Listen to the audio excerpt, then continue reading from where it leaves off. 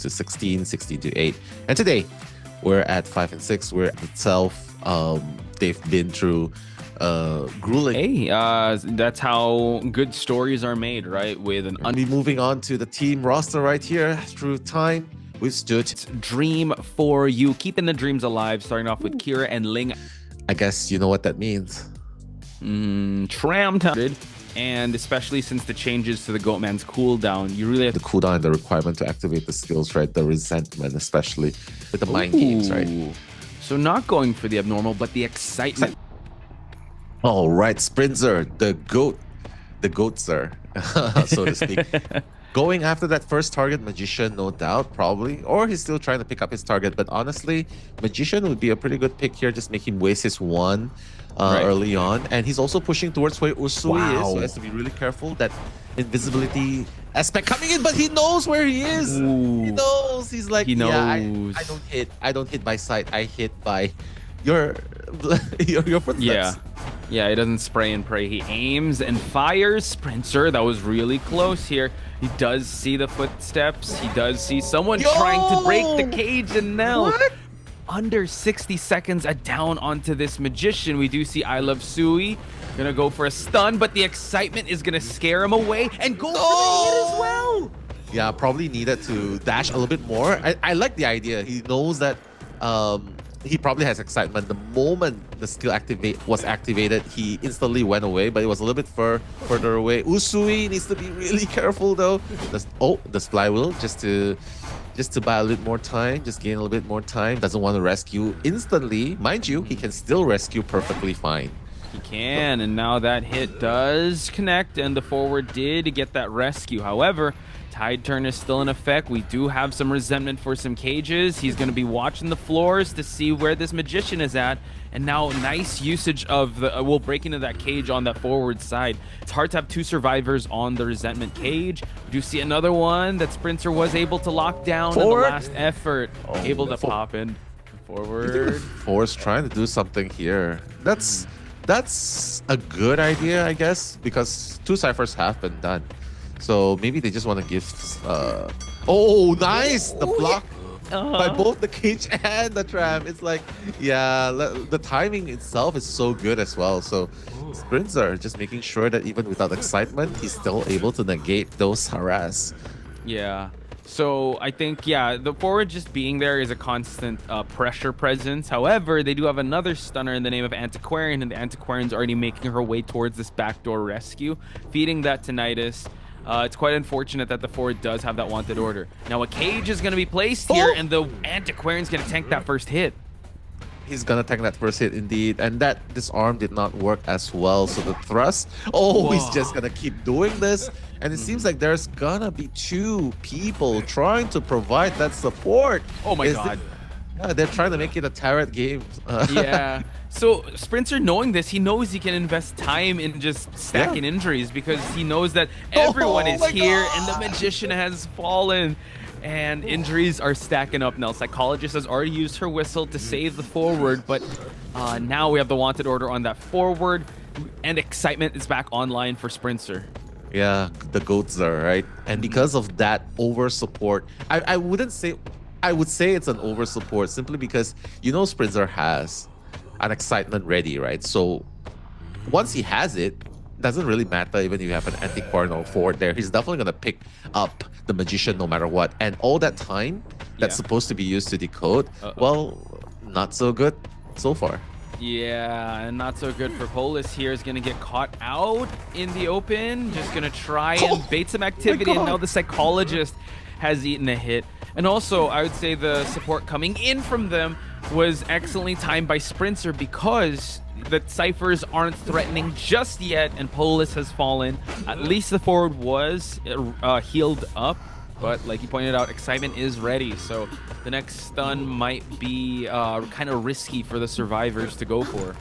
Yeah, probably needs to bait out that excitement, right? And then go for the rescue. Make him use up the skill, at least at the late game. If they manage to pop the cipher, they won't be able he won't be able to change the trades. But nice job by Usui so far, just trying to buy a little bit more time. But has to be really careful though, he's in the middle of nowhere. Whoa, that hit. That's gonna land, blocked by his own pallet and the cage itself. Usui is gonna go down. Sprintzer looking like it's going to be a checkmate scenario here for the Hunter, as the Antiquarian is the only one that is healthy enough to try and attempt this rescue, but 3 ciphers still remain. They're quite spread out. They've touched all the ciphers already. And even if it's combined, it doesn't amount to like an end game scenario for our survivors here. So Sprintzer really playing so well, and I'd say weathering out the early storm of this stunner lineup that DM brought to the table. Yeah. I mean, the Goatman, you know that the Goatman is just super good, right? Especially in Ever Sleeping Town. You've seen a few players use it yesterday, like Pitstopers as well, just like getting that 4K as well. And that struggle is gonna happen.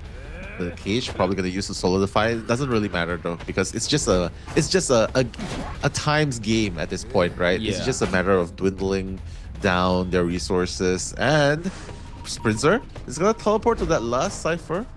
Not the last cipher with a lot of progress, but Heian's doing a pretty good job hiding from sight. Yeah, he was. I think Sprintzer was assuming that he was touching the cipher that was moving, but yeah, never say die attitude on DM's side. They just want to go till the very end to see if they can find any openings. And even yesterday, we did see Sprintzer's patience tested with them trying to go for that dungeon. But looking at the resources of the survivors, they still have not used their exit paths. So Sprintzer's definitely not letting go of this lead that he has. Heian's still roaming around. Hopefully the 3 best friends won't show themselves, because he definitely needs to touch or interact with something for those 3 crows not to appear. Yeah. The chest could happen though. Oh my god. Oh. The goat does not fear. Yeah, does not fear.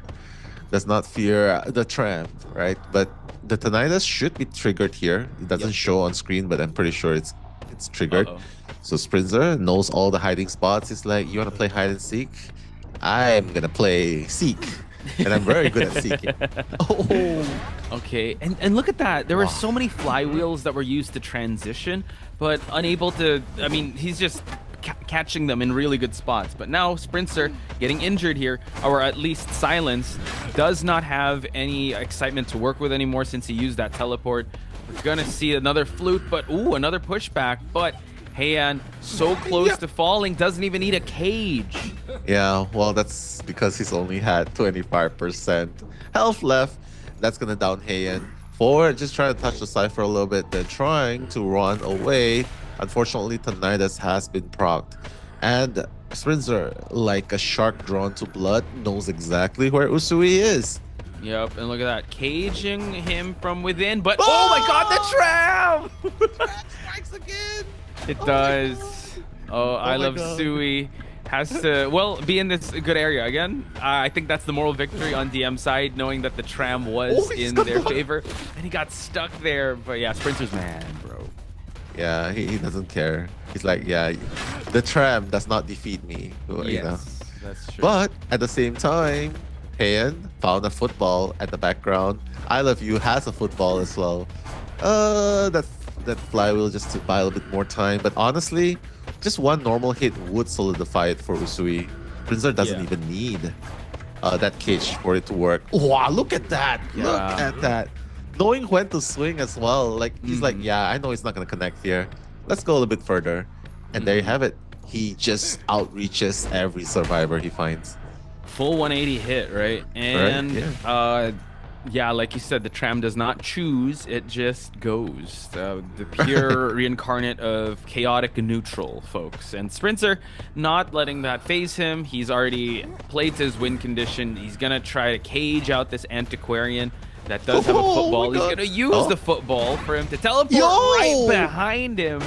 And there you have it, B4U Sprintzer. That also shows that Sprintzer knows what DM is going to play. That's why he have to expect that this will be coming out.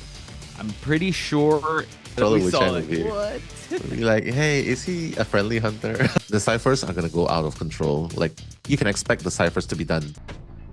All right, Ame. Wow, pretty scary skin. And making a beeline to the middle area of the map, Yudo, as the psychologist, is just above him. So Ame probably looking to find the psychologist first. the drop down is gonna happen. Ami just trying to trace where that blood trail is heading towards. Yudo just, wow, this is the second time he's looping this area. But now the instant cage. Whoa, that's pretty good. Okay. Yeah. Quick hit. And as we call the psychologist, kind of like the punching bag, or the ones that can tank a lot of hits. And just like that, Yudao eating that hit, but it's still all good. One more, and this psychologist is going to fall down. The objective here is for him not to kite on top of anyone, and it seems like he's just gonna stick around in this area. But the cage dropped down, nice flywheel, and we have a pallet. No, able to actually eat that hit, but this is the psychologist, and that second hit was outside the cage. So one more, 1/4 damage. Oh no, a gift from the gods, able to actually get him. Yudo, I think Yudo just did what I always do. Didn't look behind. So Ami was like, okay. IV matchup, you know. I thought we were going up against an Ivy. That's right. But nonetheless, playing as a psychologist, you can see, right? It was a very quick hit, but while that happened, at least he was able to kite 2.5 ciphers. Well, not anymore. It's a 2 ciphers now. Yeah. But yeah, I mean, technically, B4U only needs 1 survivor out, and Yudo, as a psychologist, quick hits, but still bought the time that they need. Yeah, and the fact that they brought 2 tide turners could definitely buy enough time for them to prop the last cipher to pop. And now Gravekeeper getting that hit is all good. At least Yudo can actually make his way towards this area, but he's going to get the last effort for his troubles. Yeah. At least if he stays in the graveyard area, he's not going to disrupt any ciphers. He knows that there's abnormal, and there's another threat of him using it again. Now, sorry. Go. Oh, no. Yeah, go ahead. Finish your thoughts. 3 ciphers left. 3 ciphers left, exactly. But you can see Yudo, right, just making a beeline to where the graveyard is. You can obviously tell that he doesn't care even if he gets hit, as long as he's far away from his teammate's cipher, because abnormal is gonna mess up B4U if he gets too close to it. So the idea is like, yeah, just get them away, get Ami away as far as possible. That way he won't be able to abnormal any other ciphers. Ooh, green. Careful. Able to actually break the cage. Able to also eat that hit. Nice awareness here. Green not going for the puppet. Able to actually eat that next hit, but forcing to go for that rescue. So now we got another tide turner on the clock here. Yudao can create some distance here, but 2 people on. Psychologist unfortunately unable to get that flywheel though. Yeah, it's very unfortunate. Yudo is just gonna try and die away. Green, you can see just 1 sliver of health. That's all that it takes to down. But honestly, just look at how well they are managing the ciphers, Poch. Yep. The other 2 ciphers are almost done. And Ami, let's just hope before you can keep that 79% cipher covered. Yeah, because that's going to be quite devastating if he's able to abnormal that cipher. So it's kind of on a standstill right now. I'm a little scared that they're not going to pop it in time before he's able to abnormal it. I not really sure where this 79% cipher is at. In the middle? No, no, it's not. It's at the S palette. Yeah. Okay. Good for them, but I think LingAme is looking for that cipher, but they open up another one just in case. He's forced to go for no abnormal. He's waiting for the right time to pop it out.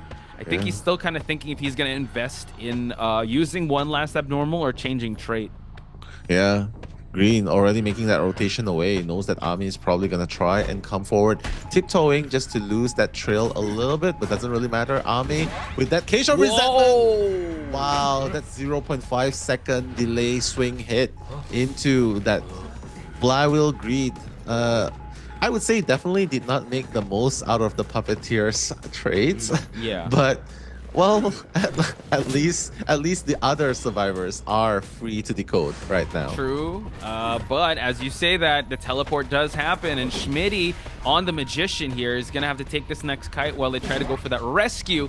Schmitty eating that cage hit, and they're LingAme really putting the pressure on to B4U survivors. It's looking kind of tough for them to try and pop this last one, but Schmitty needs to have a godlike kite. 2 cages here. Oh, nice wand, able to to move past here, and now kind of mind tricking the LingAme. He's like, you're trying to mind game the mind gamer, but ultimately getting Schmitty down. So I'm in a really good position to at least to try and get a 4K And if Ame puts him in the basement, well, I think that's going to solidify it. But the good news is, at least Ame does not have abnormal anymore. So they can definitely go for the pop and go for the dungeon play if they want to. Because Puppeteer, I mean, he still has that one puppet form to use. And Gravekeeper also has that shovel ready to use. So that can be a factor coming in here. Gravekeeper is good at Whoa!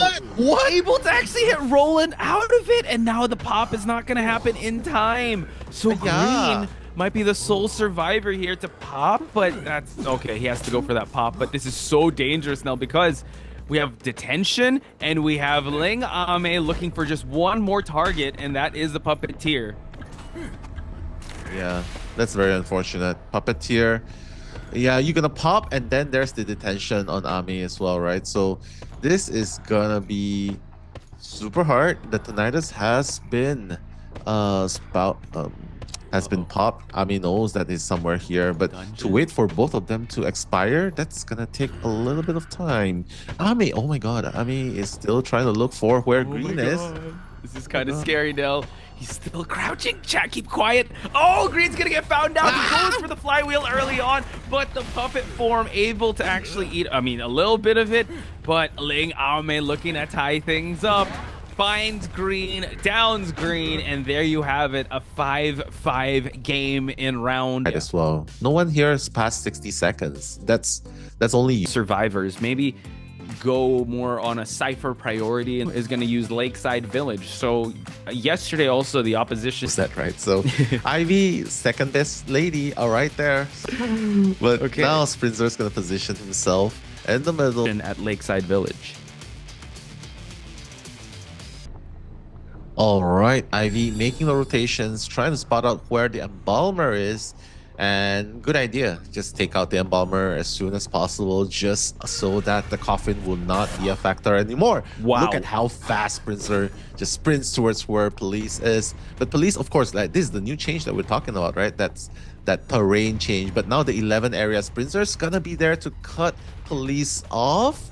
Police is so close to getting that free hit right there, but Sprintzer gonna try and give a little bit of trying to buy a little bit of time right there, but he's just trying to make his rotations away from the coffin, and that way police will be able to self-revive here. But that haunt onto Heian right nearby, the coordinator could probably give a support, could probably support with the gun right there. I like how Polis is actually moving away from the coordinator, because at least that's going to give her time to break the Ostrakan area and kind of finish off the cipher before they go for that support. Polis, unfortunately, dropping the pallet, will fall down here, but at least he did get some mileage away from that coffin. So considering his build of a full kiting build, he doesn't have any plans of going towards that end game. So I'd say great start. This is kind of what they were kind of going for, but could be a little bit better because we do see that Heian now is going to get haunted, and it's going to be in this area where the coffin is at. Yeah, but that's the thing. You can get haunted, right? And Sprintzer just coming in, even if you have the coffin to bring from far away, Sprintzer still has that teleport thanks to the Ostrakon. Heian probably just coming in, trying to provide the support that they need. Oh. Wow! The scare! Oh my god! What a scare! Although that hit onto coordinator would have been really nice, but let's see what's gonna happen here. Yeah, probably not gonna risk a gun here, right? We've seen the guns being shot at a really bad angle here. So hey, it's gonna go back to that cipher and be like, yeah, let me just finish this cipher real quick. Yeah. But hey, nice, my god! Hey, but 100%, is that gonna be enough though? Oh, the stun's quite long, and now the rescue did happen. He's gonna have to teleport back, and he did break that Ostrakan area at the small boat area. Man, I just gotta watch that again. He was able to scare before he pulled the trigger, but at the end of the day, Heian was able to get that stun. Now, Polis on his last share, 79% last effort did pop, and now full presence Ivy inbound as the embalmer will be heading back towards the manor.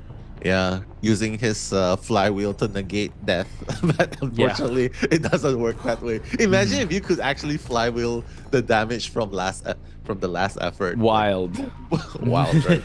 But right now, Sprintzer heading to his next target. He's like, "Yep, let's just disrupt the middle cipher. Let's make the life of the coordinator a little bit harder because coordinator has yet to finish his cipher in the Yeah. 11 area." I'm just trying to work, man. Stop bothering me. I gotta pop this cipher, and fortunately, you have the Florian able to pop 2 ciphers. Mercenary is able to pop 1. We're already at accelerated decoding. Well, we do see Sprintzer kind of setting up towards the middle area of this map, or the small boat area. So CC is gonna have to kite away. He's gonna try and force out an elbow pad. So 1 more elbow pad to work with for this mercenary. So he's slowly dwindling the items. Well, we do see the ciphers are kind of on a standstill here. Oh, Uh-oh.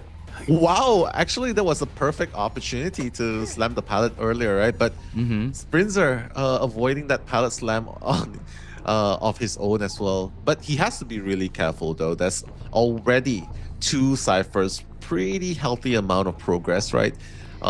Across the map. They're starting a 6 and a 7 cipher, a little bit of progress everywhere. They realize it's an Ivy after all. And Ivy, yeah, it's really a difficult. Okay. Ooh. All right. 2 in 1. Like I missed the person, but I will not miss that ball. Yeah, it's a 2-in-1, a 2-for-1. But the scare does happen. He tries to go for another one. Unfortunate flywheel there. Sprintzer was able to catch it. And Heian now forced to move on away from this cipher. Luckily, Coordinator does have a magic wand, so maybe that could come into use. But like you mentioned, Nell, like the ciphers are looking kind of healthy in terms of 1 being left if you combine the other 2. However, they are going to prioritize healing for now. This does mean if he's able to catch them, which he does, he's going to be able to latch on to one of these survivors, and he needs to register a hit. Goes for the blink hit. Super aggressive there, realizing that, yeah, you know what, I'm playing a 6-9 blink after all. I might as well just use it just to get that early damage, just to keep on pressuring the survivors. But Sprinzer, look at this. Heian is like, help me. I'm just trying to finish that cipher. Tried to go for the magic wand, but he did get that haunt, and it did get that attract. Yeah, he was unfortunately on the board here. The coordinator was not able to finish 1 cipher because of the constant harassment from Sprintzer. So Mercenary did get healed up. That's good, so he can go for at least a safe rescue. But I love Yusui.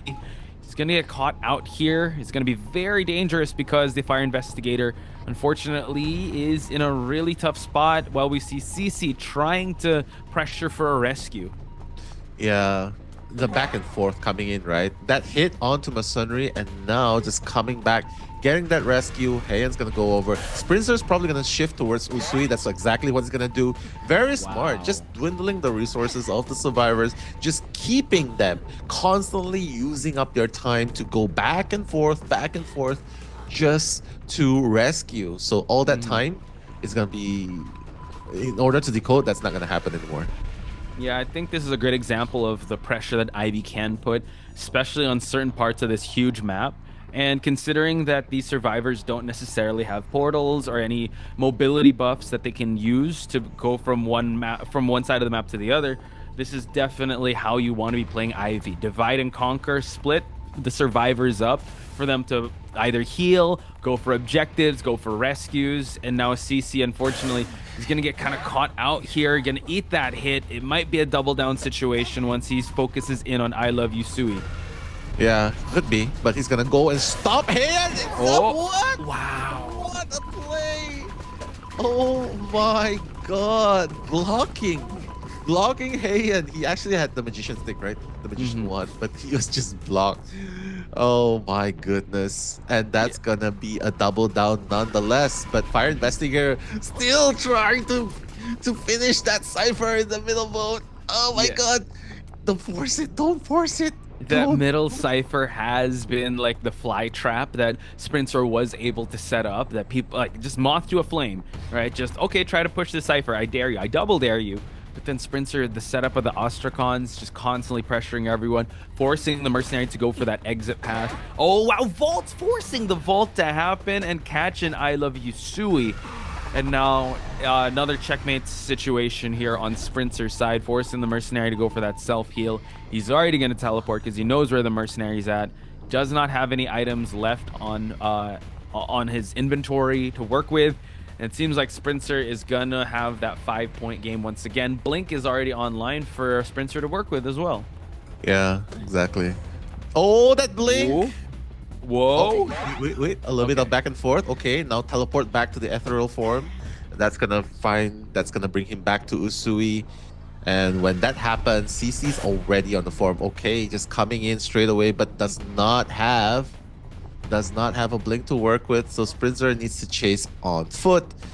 Just put the form right back to where Mercenary is. No more exit path on him. And it's just a matter of time. Sprintzer will be able to get the 4 elimination. Yeah. It's kind of insane how it's stalled at 2 ciphers remaining and how well he was able to lock down that part of the map. People were trying to push that middle cipher and sorry, the one at a small boat. And now we see a block off on I Love You Sweet, but wow, he was able to hit through the balloon. Oh my god, Sprintzzer, clip that. See you. Right. It's so close to completion, but oh my god, there's him. That's impressive. Right? That's impressive for by Sprintzer.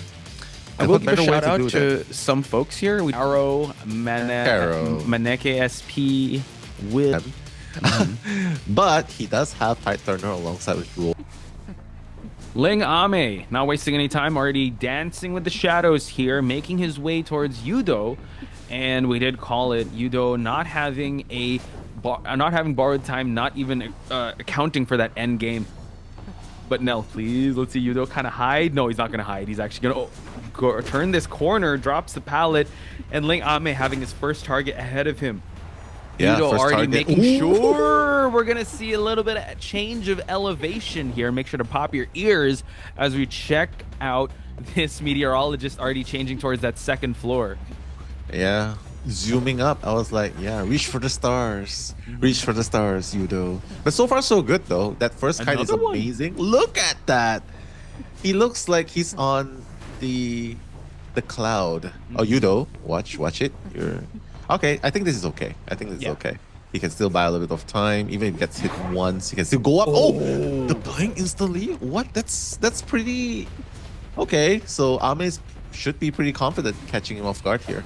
Yeah, and I think he knows he's already used up 3 of his shakes on that bottle, that he can try to go for an instant down here. But note that we don't have a flywheel on Yudo, so he's gonna try to go back to the S pallet area here outside. Can he make it through? Oh, wow, nice! able to get through the pallet. So he's buying so much time for his team. He's gonna try to shadow dance his way, and now the down does happen. Wow, Yudo kiting that 3 ciphers, almost 3 ciphers, but that was a very, very respectable kite, right? Although Yudo did use up all of the inventory, right? So rebound kite could be a little hard. Has no borrowed time, so that makes sense, but he does have the Tight Turner. Roland's already in position to come for the rescue. And with that, that's going to prolong the kite a little bit longer. Yeah. Ame is just gonna be like, yeah, just go ahead. Just use your watch. I'm just gonna break some pallets before hitting. Ooh. And the tank from Roland as well. That's beautiful. Really great stuff there, Roland. Getting that rescue, tank, forcing that attack recovery. So Yeah. like you said, Yudo, he's just going to go through this window, get that window speed boost to change course here to go away from the boat area, or sorry, the shore area, just so that this can open up the map just a little bit. Green is actually near for a rescue, but unfortunately does not have Tide Turner, since Yudo is the one with that Tide Turner. But no, it's looking kind of different because they already have their last cipher being worked on. Yeah, I mean, B4U survivors have probably woken up, right? They're like, yeah, let's lock in right now. Let's lock in. Let's not fool around anymore. Let's show them what B4U is all about. And that's exactly what they do. Oh, Schmitty. Let's see. He's going to come in. No Tight Turner, though. Wait a minute. The change of trade has already happened. Probably wants to try and body block at least once. Oh, the balloon. Okay, like, you know what? Wait. Probably using it to help. Oh, what a beautiful block. Wow. Okay, he's going to try to get the balloon back, and we see that Schmitty's really forcing the case here just for Yudo to move on here. Last Cypher still stuck at 52, and nice prediction. We already see that Roland has already moved on from that last Cypher, and now this actually prolongs Yudo to stay alive while Roland has to take this next kite. Unfortunately for the survivors, though, they haven't worked on a backup Cypher. No, it's okay. They can take this time to try and heal each other up, start a new Cypher, and Antiquarian can come in for the rescue. You know what I mean? So this is so good right now. B4U finally showing why they are the KOA representatives, the NAEU representatives for KOA. And right now, Roland about to go down, but it's totally fine. First officer said, yeah, I've been meaning to take a break anyway with my 10% extra time on the... Oh, wait, not 10%. But with my time decoding and rescuing, I deserve a break. Yeah, my shift is done. All right, I'm clocking out, guys. 9 to 5 is done. Now we do see that the Antiquarian is actually forcing the Cypher, while we do see Schmitty and Yudo trying to go for the, the shore area. Yudo, unfortunately, is not actually healed up. I thought it was Yudo that could go for the rescue because he does have tide turner, but right now seems like attention is going to be put onto Yudo. And note that Yudo does not have borrowed time, so we're going to possibly see a rescue attempt, but now we see the first officer is out of the rocket chair. Cypher is about to be primed. They just have to pop right now to give Yudo some time of life here for him to be able to survive for as long as he can. Yeah.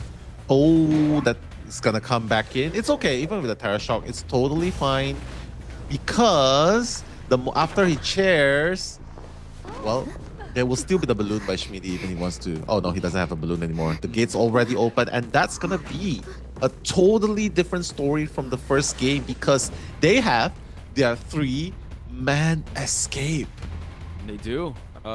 Just waiting for Schmitty to open up the back gate, I think. Oh, possibly. But yeah, we're going to see an exit and possibly a dungeon escape. There you go. Dungeon, lower left side says the dungeon escape does happen, but teleport is definitely going to happen. So you saw him kind of back away. And gets a 4K if any of the factions get 4K on the side of B4U. And I believe, yeah, it's going to be Hunter first on B4U side. Yes, but in this map, we've seen GotJ before. I don't know why it keeps quarters, and that's what Sprintzer wants. He wants to, you know, draw in this game with 3 borrowed times. Everyone. We're starting things off already with a wax artist hunkering down here as I Love Yusui is going to try to move on away, but that's already 84% wax onto this prisoner. The kiting route is still really good, but you gotta take out line of sight. We do see already a freeze onto this prisoner, and early presence a little bit gained here. Sprintzer doing very well managing that wax. He's gonna block off that window and continue chase here. Yeah, and just blocking off the pallets as well. So look at what's going on here. He's already blocking that area. But mind you though, if you run a marathon, you can still outrun the wax duration, right? So unless if you break the pallets, which I think Sprintzer should definitely do. Okay. Nice. I like how the shock was able to actually counter that warp gate. So warp has actually been kited out, but he's actually out of this really good kiting area. Now line of sight is established here. Flywheel to try to go away from the 100% wax, and now we see that Sprintzer is gonna get his first down in the first minute of the game. Yeah, and I like how Sprintzer was so adamant of not breaking the pallets, right? Yeah. Because that was definitely a very, very strong kiting area, especially especially even if you saw that the pallet and the window was getting walled off with the wax. He was still kiting for a very long time, but right now, the Mikey coming in. Oh my god. What? And now he's going to try and go for a double down, but he's already spent a bit of wax here. He's going to just try to get as much presence as possible just so he can unlock full presence. Oh my god.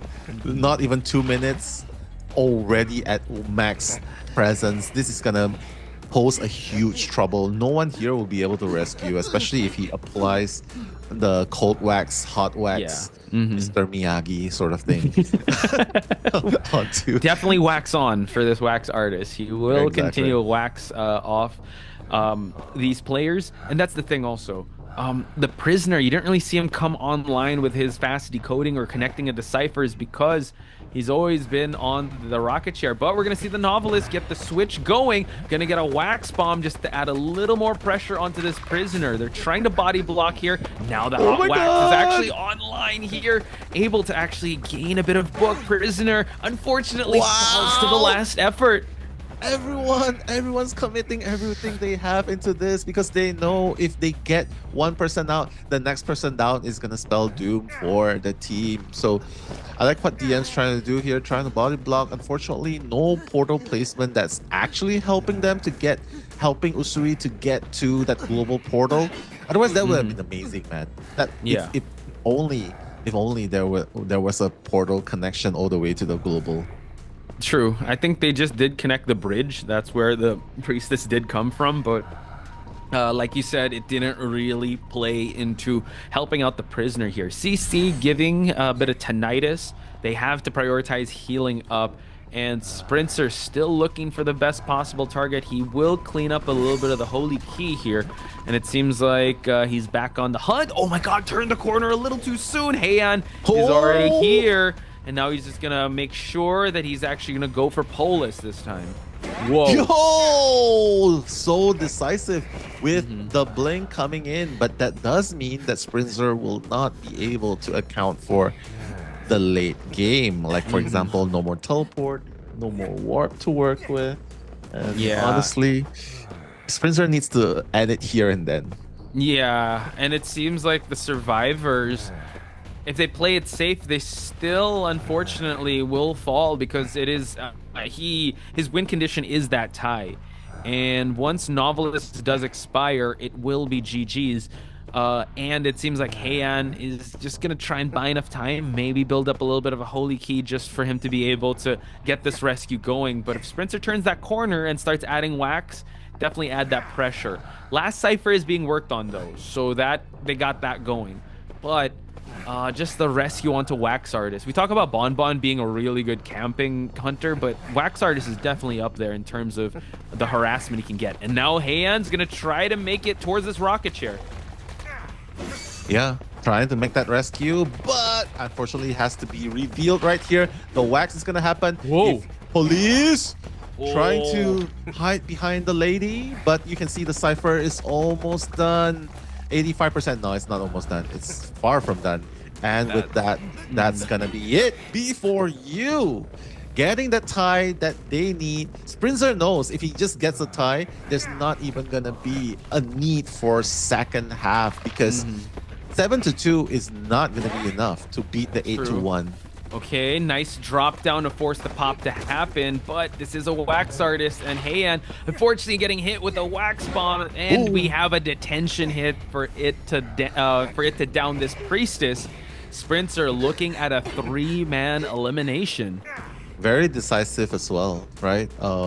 He's finally gonna allow CC to escape through the back doors. No more trades for him to help, but honestly, 2K was the minimum requirement. But look, wait, Sprintzer, wait. Oh, you think he can pull it off? No, it's a little too far. Way. I was looking at the lower left side of the screen. It was quite close, but yeah, it's a little too far. But CC able to tell the tale of how he was able to escape the clutches of Sprintzer, but really playing up to the win conditions here. And there you have it, folks. B4U, the winners of this match, wanting to go for that tie, went above and beyond, getting that 3-1 game.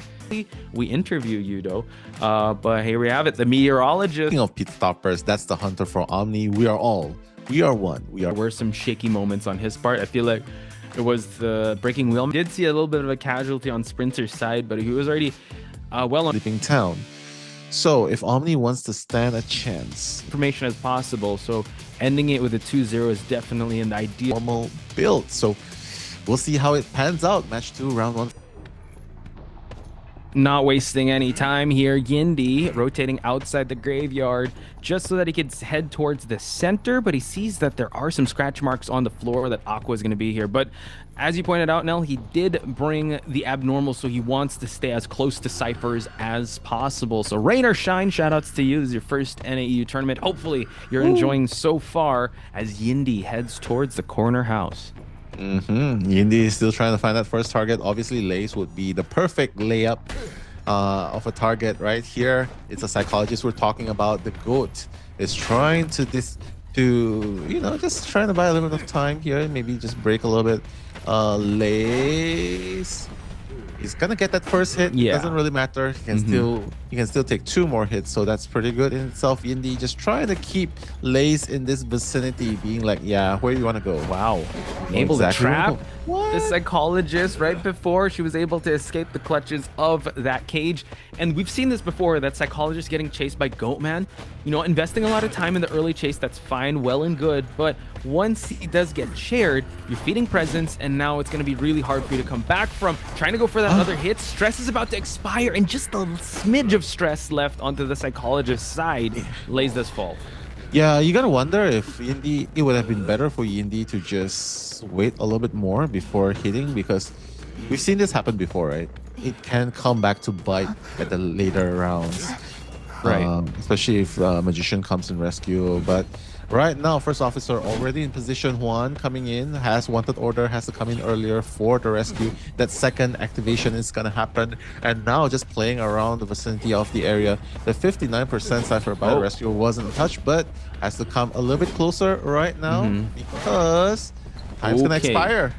Okay, able to get the rescue. The stress is still on the board here, and now trying to get Lace able to pop the last effort. So making sure that this psychologist will fall once again, but cipher progress looking all right. Double cage, just so the abnormal will find its value. Yeah, we've seen this happen before. I think this is going to be a very, very strong game for the Hunter. And I don't know. I feel like if they could do a better rebound kite, which I find it really hard. I think that could happen, but this is obviously gearing up towards a 4K by YinB, but let's see what Omni can do in response to that.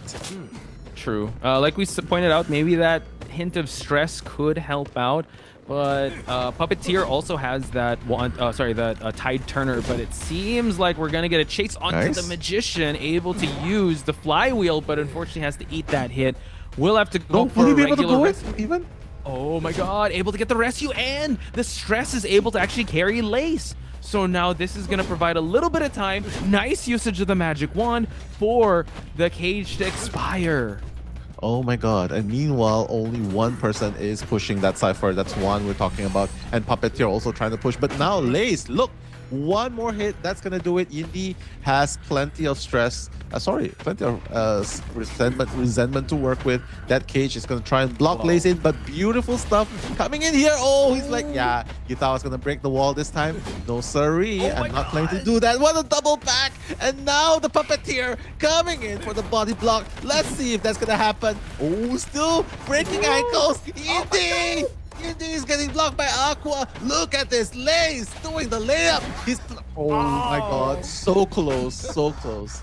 Hey, but that was actually a good OB that Puppeteer was there, because you kind of want 2 people on that cage just distracting, right? And now they do have their last cipher at 59%. They're opening up, well, they touched another cipher. They want to be able to pop this next one real close, because the win conditions for the survivors to at least get a tie, forcing out the puppet form early on here could be a big W for YinB, but he forces another cage. Forcing out attack recovery is definitely a real big, real good on YinB's side. But now the cipher progress is not moving, so I don't know if they're prioritizing healing. But no, everyone's injured. Yeah, YinB just coming to abnormal the cipher, I think. Or maybe he realizes, nah, it's not worth doing it as of yet. But right now, Magician Fluff is still trying to kite. Oh, the mind game's coming in, but it's not gonna really matter. And the flywheel is still 5 seconds cooldown away. Everyone's injured, and probably Puppeteer is the only one that can rescue. But First Officer can, but he has to expand that watch for the last hit. But right now, this is so hard, and it's a smart play. YinB did not use that abnormal, but right now he might, because if he breaks that abnormal right now, if he uses that abnormal right now, he would be able to buy to late game. All right. Use it? No, he's actually gonna just stay here and camp it out. They have to force this cipher to happen. We already see the rescue situation. Borrowed time is actually on the magician and first officer, so they need to provide the kite long enough for the borrowed time to come online. But it seems like we're gonna focus onto the cipher here, and everyone's injured. YinB knows that the cipher is going to get pressured. We do see it trying a double back situation on Aqua's side. Now they're pressuring their backup cipher here now. Yeah, pressure the backup cipher. Oh, he was trying to break the window, and he thought he could, but no. That's gonna put him on the chair. It's okay though, Puppeteer's first chair, right? So right now, here comes the difficult problem. He's the one with borrowed time, right? First officer probably gonna come in, force that cage into a hit because Cypher's prime now, Potch. So Omni is certainly doing a pretty good job so far. Cypher, will he be able to make that rescue is the question. Able to actually get the first officer, which is all good. Puppeteer is actually on his way out, so now he's forced to chair. Exit gate is opening. They could actually get a one-person escape, but it seems like Aqua still sticking around this area might be the next target. Trait swap is available, but it seems like YinB can play for the 3-man elimination, while they kind of have to trade off Fluff to be able to get that exit.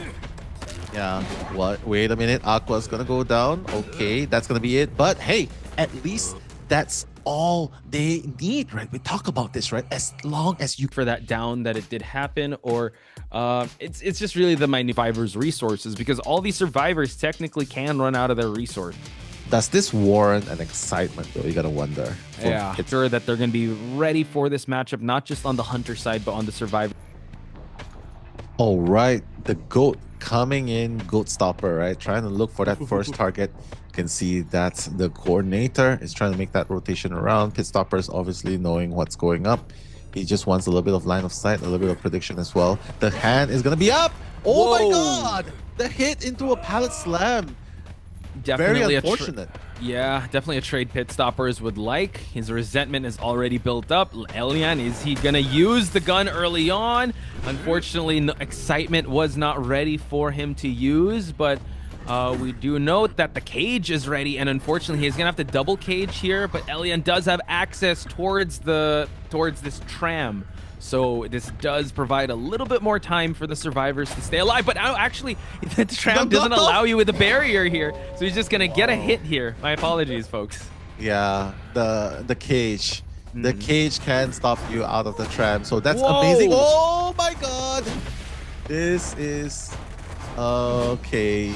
All right. Wait, what's going on? Okay. Oh my god. Flywheel just avoid the second hit, but yeah, just quite confusing. But if we roll back the tape there, he was able to actually get a pallet slam, a hit, and then the change, the flywheel.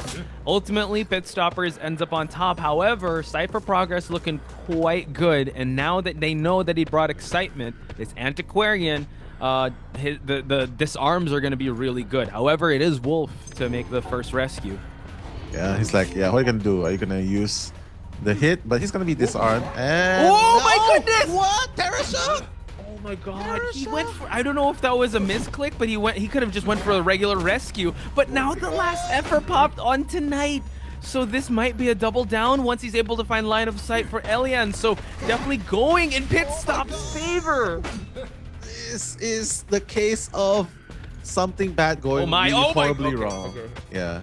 She fell. Okay, I thought the last effort was going to carry, but it seems like this buys a little bit of time for the survivors, but the fact he got a double down situation in such a crucial mid game means the Cyphers have halted. PMNK now making his way for this rescue. Magician is the only one with Tide Turner, and now Pitstopper is definitely going to capitalize on this scenario. Yeah, this is really hard. Now Antiquarian needs to come in for the rescue, and that's the problem as well, because now you have 3 Cyphers remaining, some progress left and right, but the thing is you don't have all your survivors available. Oh, that was so close. That's gonna buy a bit more time. The cage just to block a little bit.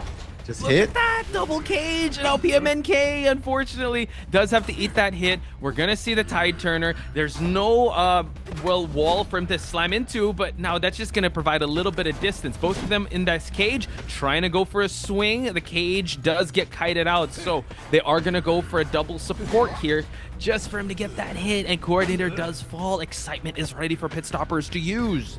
Yeah, he does. But meanwhile, the third cipher has been done by Magician. Magician's having a blast right there. Has Tide Turner to work with. So the timing for the survivors are pretty good. Okay. That's going to be a correct one because both are going to be attacks. But once the duration is over, that's where things are going to be really, really bad. Right now, Wolf just trying to make that rotation away. Doesn't really matter. Just catches him with that normal hit. It doesn't matter because right now, all he needs is just to get the survivors off the cipher and then just down them one by one, getting all their resources done with. Nice hit onto the cage. Now everyone is actually, the damage has been distributed. However, cipher progress is looking quite good. Note that there is no abnormal to kind of prolong the game, so Pitstopers has to play this endgame very well, and he's able to actually hit the Magician out of the wand. And looking at the, oh wow, Magician does have the tide turner, so this is a little unfortunate. They have 3 ciphers that are close to being primed. One is at the center, one is being worked on, and the other one is being left because it was PMNK that might have to go for this rescue. But as I said, you know, the Antiquarian might try to go for some stuns here because there's a little bit of flute, but Excitement will be waiting for him. Whoa. Oh my god, not even, okay, wow, what a backstep hit. Yeah, and like what I said, this is gearing up towards a 4-man elimination. And Pitstopper's probably not going to chair. I don't know. He can play that risky. Oh, he's going to play risky. Okay, fine. It's the first chair after all. It doesn't mind. Because Wolf, he can go down with just one hit. But he has to be really careful because Wolf, he has a flywheel to work with, right? True. Not to mention, he can do the Junkin Pawn and just disarm you when the time is needed. So Pitstoppers... Yeah, really careful here. I think he knows where the dungeon is at, so, and he still has trait swap, so he can go for a blink down. And note that he does not need to even go for a cage anymore. Does he know? Wait, he's trying to check. Wait, we see him try to change things up. Chat, Wolf. Oh my god, is he gonna check the corner? Oh my god, is he gonna check? Oh, he's not gonna check the corner. Wolf still unscathed. But he knows to just stay in this area, right? Because he knows that is the win condition for Wolf. But Antiquarian's gonna, expire in just a bit. Wolf still needs to hold on, chat. Oh my god. And he still has that skill available for him to use. Imagine the disarm. But Pitts is really good at just camping with the cage, right? So he needs to make this count. Okay, he's coming out, but he's caged, so he knows where he's at. He does have the skill to work with, and now he's gonna silence him. He has excitement! How can we forget the excitement? The disarm's not gonna matter. And that's a 4K by the Goat Stopper right there. Due diligence really paid its due diligence. Like, he Omni side winning round number 1, and I think that meteorologist that we were talking about in terms of changing of elevate at the time. So yeah, TZYM, and also shout outs to Mew for giving us that. So to avoid the placements of the tombstone onto strategic location quite well. Looking at it, we have Insolence, Blink, and Attend. All right, Ivy making that rotation towards where Fluff is. He is the one with the gun, and now the ethereal form is going to build up that almost instantly recalling it itself. It looks like he's just preparing, actually, just preparing the Ostrakon in that area just so that he will be able to use it to teleport later on. But now his real target is actually Lace, the Seer, because, you know, the Seer cannot look back. Yeah, so he's going to have to kite for as long as he can. He does have the bird, but we do see a 40% scare to start things out.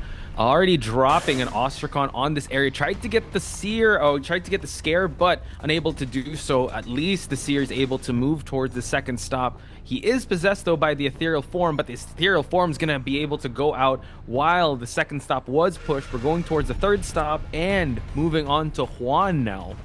Yeah, Juan can easily just get into shovel form. Oh, there you go. Just a little bit slow on that cancel, right? Yeah. Otherwise, that would have been a wasted shovel for sure. Yeah. True. But Killer Boss not able to find a killer target just yet, but it's okay. at least the Cyphers are not moving as fast as hoped because they are still being very cautious of the Ivy right there.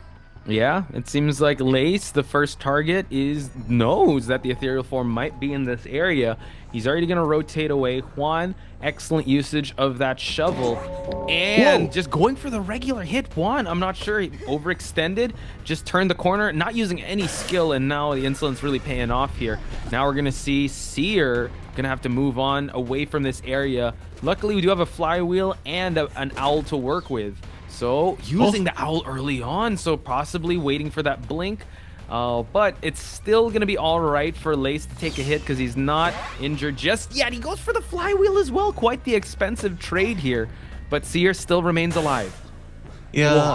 I mean, if he doesn't use that, right, I think that would have been 100% scare as well, I believe. But whichever comes first, right? But the blink, wow, that was so important because if he actually blinked onto the Seer, I mean, Seer would have been down straight away. But Fluff, not sure why he did not just wait and shoot.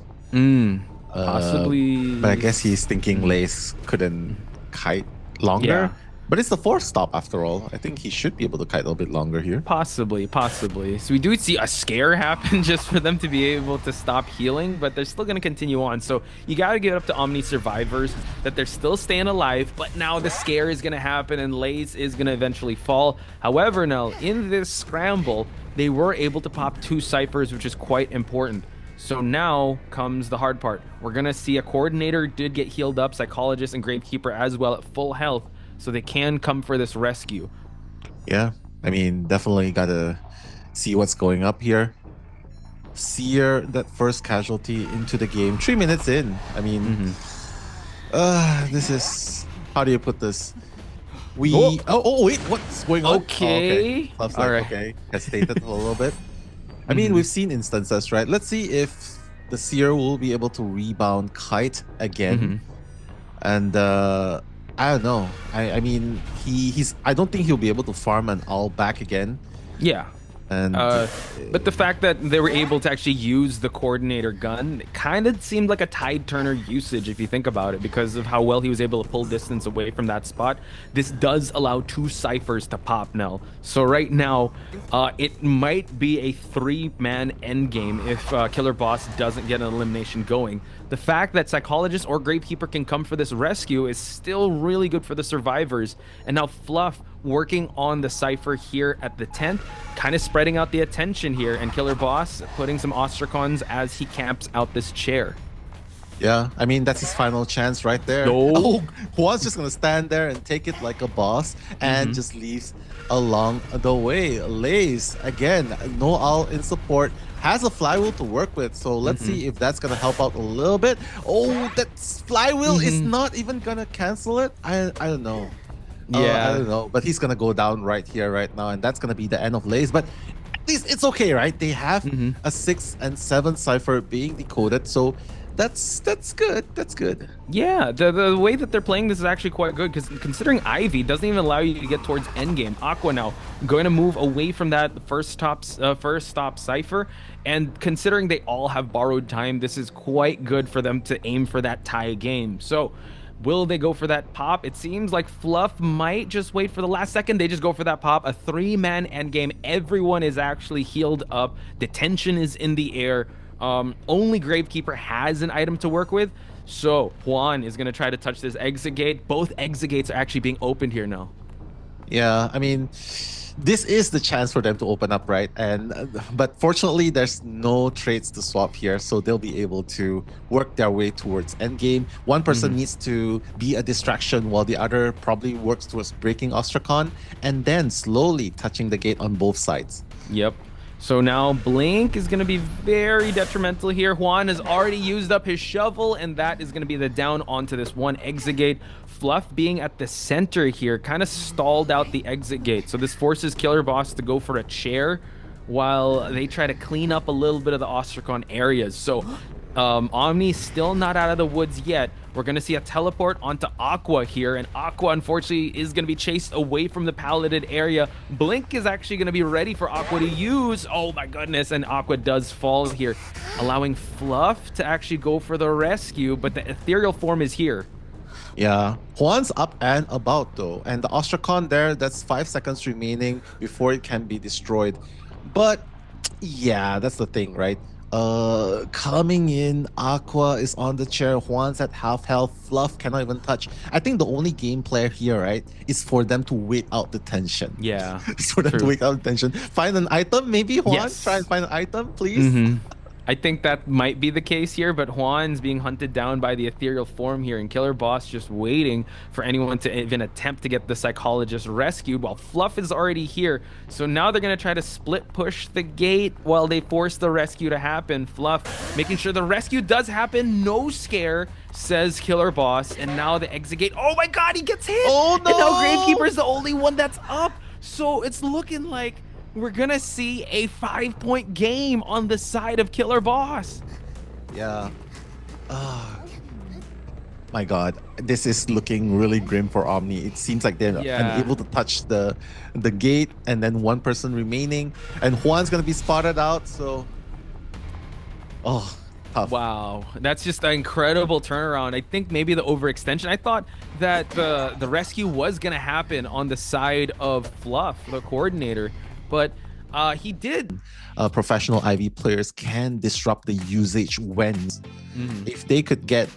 I mean, I think he's not gonna risk it. He's not gonna risk it with an IV. It's just hard right here. But Stoppers spawning right outside the 2-storied area.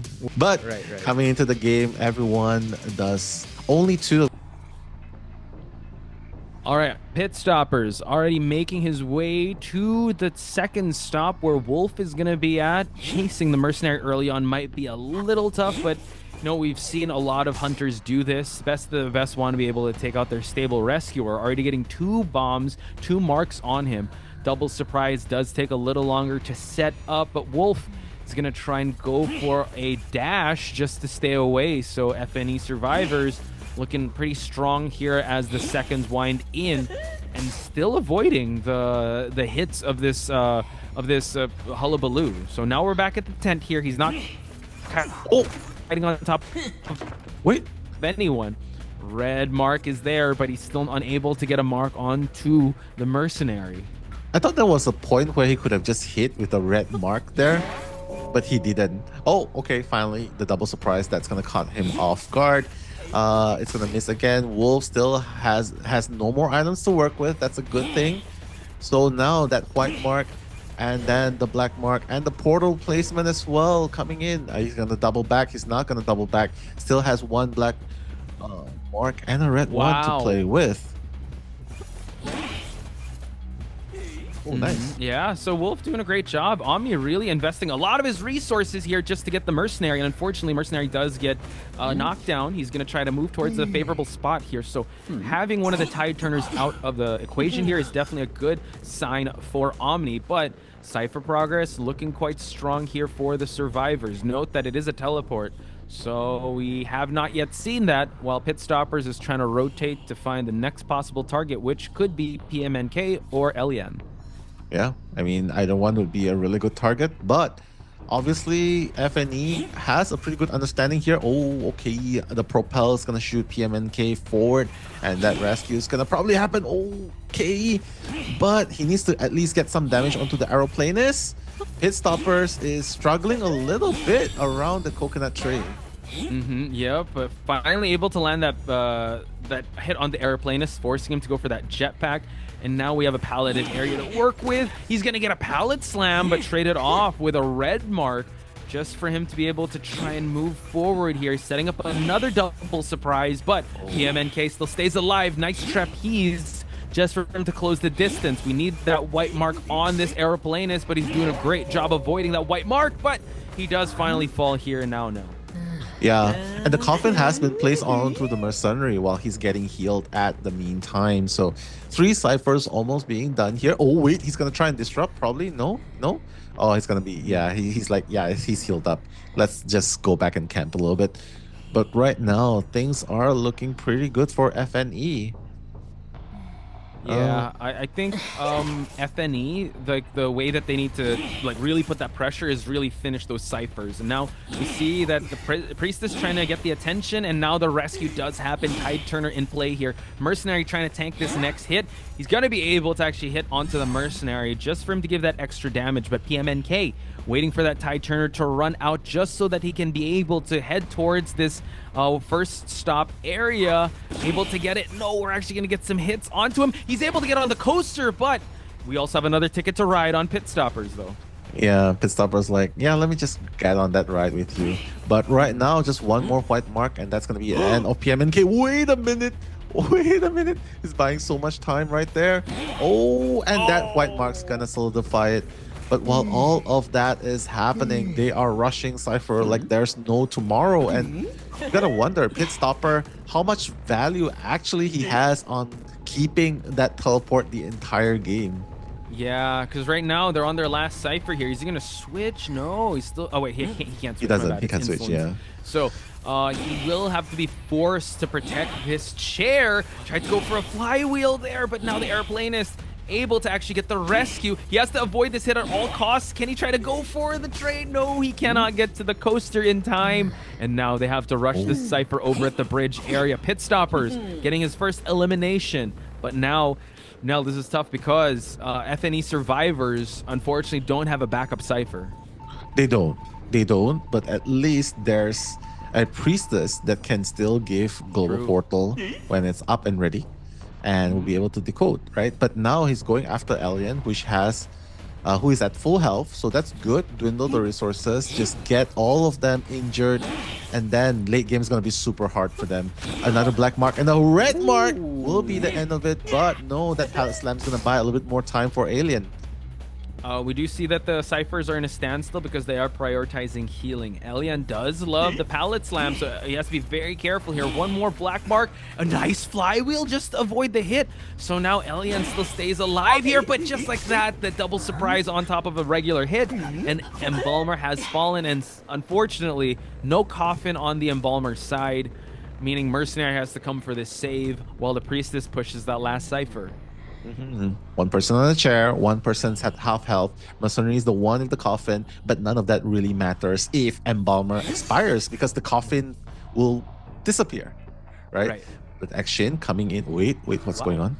Look, we have actually a mechanic bot. The Mercenary was able to pull. Wolf? Wolf? He's have three best friends up there. He does, but it seems like he's already at the two-story area, so he's going to make the save after half. Action might have to take this next kite, but he has to be very careful. Going to try to play a mind game at this portaled area here, and he's going to be forcing Pitstoppers away from the Embalmer. And we do have one more portal for Action to use. Double surprise. Oh, able to actually go through, and now we got some pallets to work with here. Oh my god, that's going to be one more black mark. That's going to be it, but now... Wow, beautifully done. That turn around, really good. But they're going to heal up the Embalmer, hopefully bringing that second life to them. But this is where Pitstoppers can actually put a stop to FNE. They got to come back and forth, right? He has to stop them midway, back and forth, because right now that's what's going on. Distance is going to be the killing factor for the survivors. Mechanics bot is going to get spotted out here. Quite unfortunate. That could have been a cool backdoor rescue, but the mechanic bot is going to get expired here. I think that having the mechanic bot in that area could have went for a backdoor rescue, but it just seems like Pitstoppers now just has the control of this area where it's at the bridge Cypher and also the rocket chair. Alien now getting the attention of Pitstoppers. Unfortunately, getting that hit early on here might leave the Mercenary open for that rescue, but it is the last chair of this Embalmer and Priestess way past the half. That means everyone is actually on their last chair here. They are. And it's just a matter of who's going to go down first. If Embalmer dies here, that coffin on Wolf, again, will not have any more factors. But, oh, the flywheel doesn't really matter. Oh, wait, does it matter? It does. It actually helped negate that one damage. But now the black mark and the red bomb is going to put Yan down. And that's it. Down for the count. And he can teleport straight to the last Cypher if needed. Teleport. Yeah. And once again, Pitstopers making sure he's going to make usage of this trait. He's going to clean up the portal just real quick here, trying to force some activity out of the Mercenary. One more red mark. Mercenary is going to get injured, but Priest is still out and about here. Might open up a new Cypher, but it's actually, everything is kind of spread apart. Mercenary eating that hit. Does not have any items to work with, so Pitstopers looking to tie things up 5 points each. Yeah, I think he's in a very good position to do that as well. So, yeah, honestly, he just needs to make sure that the Priestess doesn't cheese her way towards the last Cypher. But FNE is playing a pretty dangerous game. Oh, wait. This, or there we go. Back to Let's the action go. here. Okay, All right. nice snap now. Thanos snap, bring back the stream. But it's already a push at 90%. Action still trying to push that Cypher. Honestly, she's trying to decode a lot, but look at them. They're just scurrying here. And this is where not having trump card can hurt a little bit. But Pitstopper, honestly, Hullabaloo here, right? What can you do in this situation, right? You're forced to stay camp here because if you chase after one, the other one's going to be going away. It's going to go for the Cypher. So this kind of opens up the opportunity for them to open up chests. But luckily for Pitstopers that he kind of has access to the Cyphers around him. And he still has the advantage when it comes to mobility. So we're going to see how he's going to manage this. I think he just has to play the waiting game and see if there's any overextensions, which Mercenary does have a football. He was able to find that, so that can pull some distance. As we're going to see it get locked out. So quite unfortunate. One more white mark, and the Mercenary falls without using the football. Wow, and that's gonna be the Mercenary down for the count, but he still has exit path, right? So Action realizes that, yeah, I probably need to be far away. But that's the thing though, because the double surprise, it'll point you to the direction of the survivors. Okay? It'll point you to the direction of the survivors, and Action, you won't even be able to hide and give that global portal to the Mercenary when needed. Yo, okay. Wow. Okay, clean up onto that portal here. Action providing enough support as long as he can. I don't know if Wolf is going to spend the exit path right away just to try to push for that last Cypher. Actually, it's going to be tough because the Priestess doesn't even have borrowed time. So pushing for that end game could be quite dangerous. So nice flywheel, but we go for a trapeze just to go past this pallet. And now the Priestess has fallen. Oh, beautifully done. And is Pitstopers gonna do the exact same thing, which is chair? It's so risky though, don't you think? Like, yeah, now he's gonna bring him closer. No, I don't think he's gonna bring him. I mean, the stakes are pretty high here. We're gonna see a struggle onto the Priestess here, but at least it's away from that Cypher, and he's really forcing the Priestess to come a little closer. Mercenary's still down though, not using up the exit path, but another down onto this Priestess. As you mentioned, exit path is still a thing, so we are gonna see the Priestess get carried all the way towards the two-storied area, just possibly away from that dungeon. Yeah, away from the dungeon and just trying to see where the Mercenary is, because obviously the Mercenary has already. Oh, okay. All right, just put him down a little bit. Okay. Oh, okay. I see what's going on. He's just probably gonna slug Priestess a little bit. The struggle's gonna happen, and then that hit onto him has one portal to work with, so maybe he's gonna use it. Possibly. He's close to towards that bridge area, but he's already being cut off by Pitstopers. One more black mark.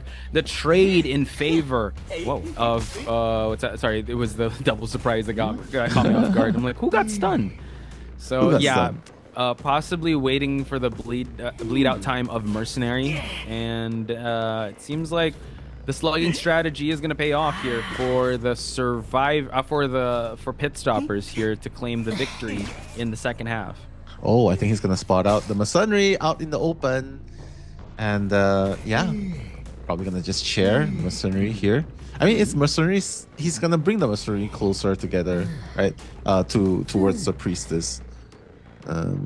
Yeah, he's just gonna put both of them together and let them bleed to death. I think that's valid. Yeah, note that they still have the exit path here, so the struggle free is still gonna work out. The fact that they're holding on to it is what's making Pitstopers more cautious of just chairing them. So now, just being thorough about it, Pitstopers really pulling out all the stops to just make sure he ensures that his team will get a 5-point game. Yeah. And obviously, they're trying to run away from each other. They're like, yeah, please don't come any closer to me. Let's just break up. Split up. Let's just get away from each other. But now Action's gonna use that first exit path out of the two. Oh, Pitstopper's like, wait, are you gonna come back? No, he's not. So the idea now, just get Action down, chair the mercenary, and that should be it. Oh, dungeon. Wow. Okay. What? She wants to die as far away as possible from the mercenary. Possibly, but mercenary's close to the bleed out timer, so yeah, just slug. Just slug and then stay with the priestess, and that should be it. And nice using that teleport just so they can find Wolf. Wonder if Wolf is going to use up his exit path, because he could just straight up chair and the priestess is going to bleed out. Stand up now. Yeah, Wolf needs to stand up if he can. Oh no, he doesn't. He couldn't stand up in time, and with half a football left as well. Oof. He knows where Priestess is, and now Priestess is slowly trying to crawl herself up, but you put yourself in that position. Yeah, and quite unfortunate too. I mean, closer towards that dungeon, but Pitstoppers could easily find his way back and just find the Priestess. But there you have it, folks. FNE survivors really trying to go all out to salvage the situation, but it is Pitstoppers to end up on top here. He's going to find the Priestess crawling, and the pickup is going to happen, and the GGs are going to be called. Game to happen. So really a battle of the hunters at this point with how I think that FNE was very, very, how do you pull off the map?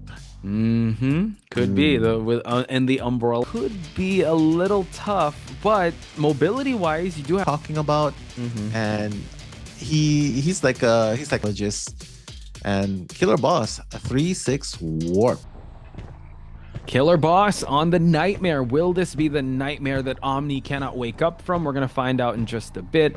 This nightmare really needs to come online for him to be able to get the full presence of those double dashes, but he needs to find his prey to stalk first, and it seems like it will be the character that we were initially scouting, which is Lace's Fire Investigator. Gonna block the path right away, forcing out the hit. Nice. Lace actually hiding. They can. So right now we're gonna get back into the matchup here. Unfortunately, Lace will get also a crow onto him, so unfortunately he will get stalked, and this is gonna allow KillerBoss to close out the distance, dropping another balloon just for him to transition towards this windowed area, the restaurant.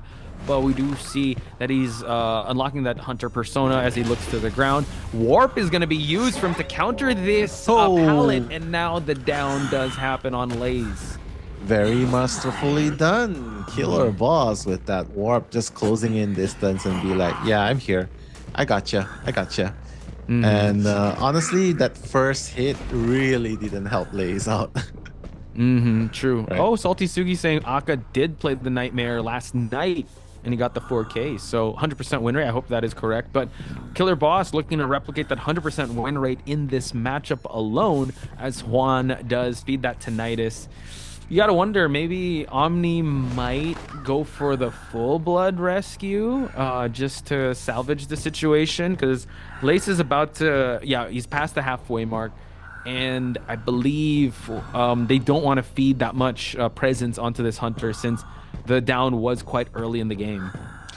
It was, but it does allow them, like, by selling, by doing a full blood rescue, they can at least ensure that it's gonna, they can do more ciphers, buy us a little bit more time, and they can maybe secure a tie. Oh, push onto the meteorologist, able to actually get a little bit of distance, and Lay still kiting back to where the balloon is at, and now we're just canceling the line of sight just so he doesn't get those dashes in, doesn't get the stock in, drops the pallet here just for him to force to break it.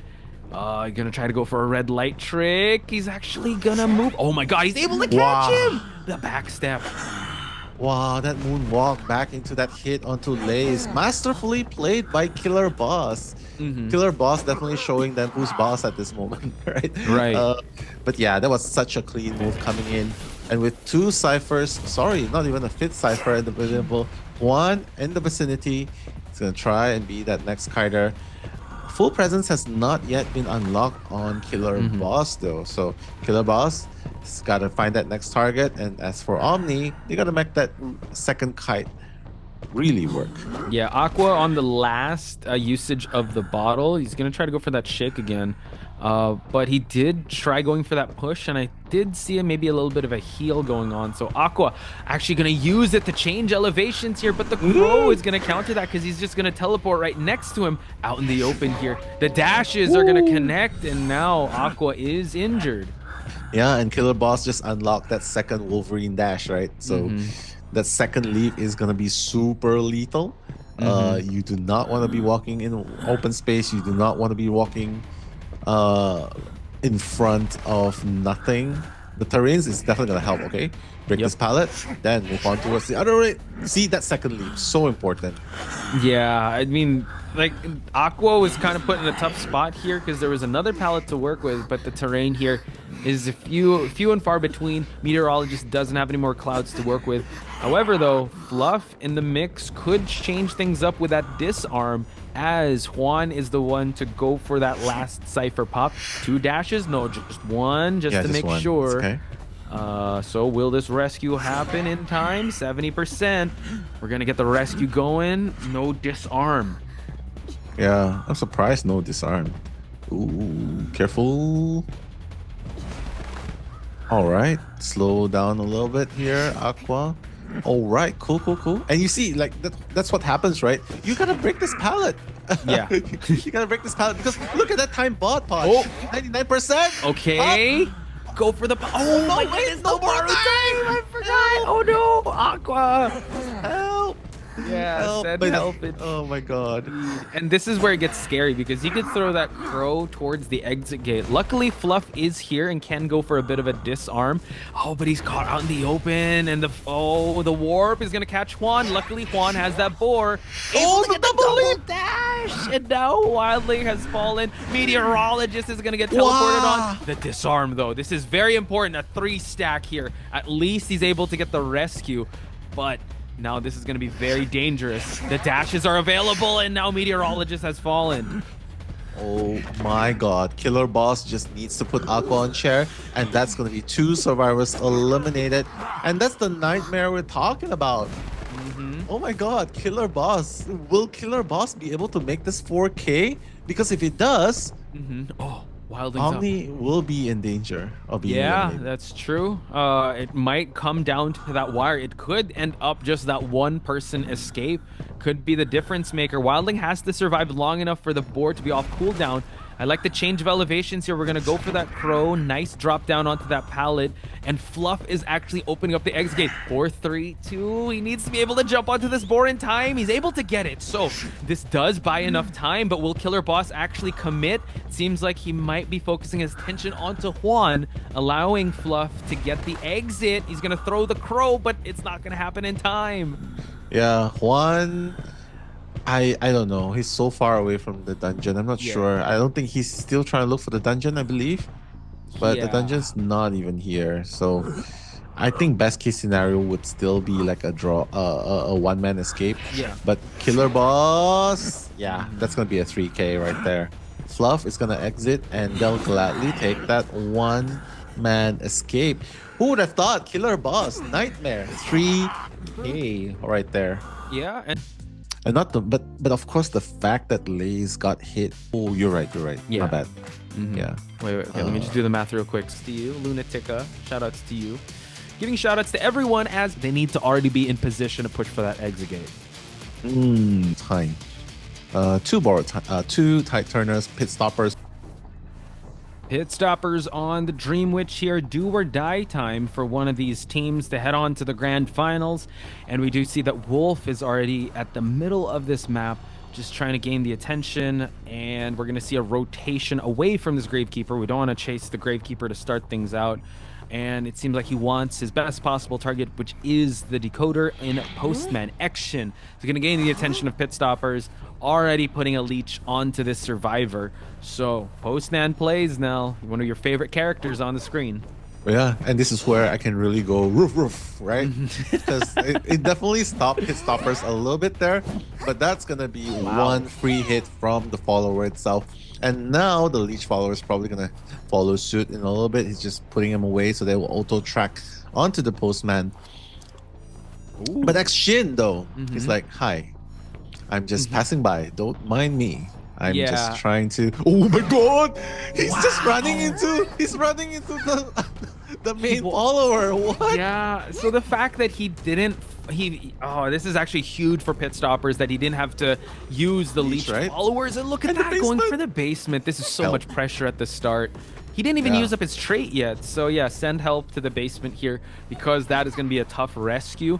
Pitstopper is going to position his main body out here just so he can leech any of these survivors. The question is, who's going to come in for the save? Wolf on the Gravekeeper can do this, but he's going to add more leeches to the map here. Wolf already out of the shovel form. We're going to see the Patroller drop here just to prolong the chair time of this postman.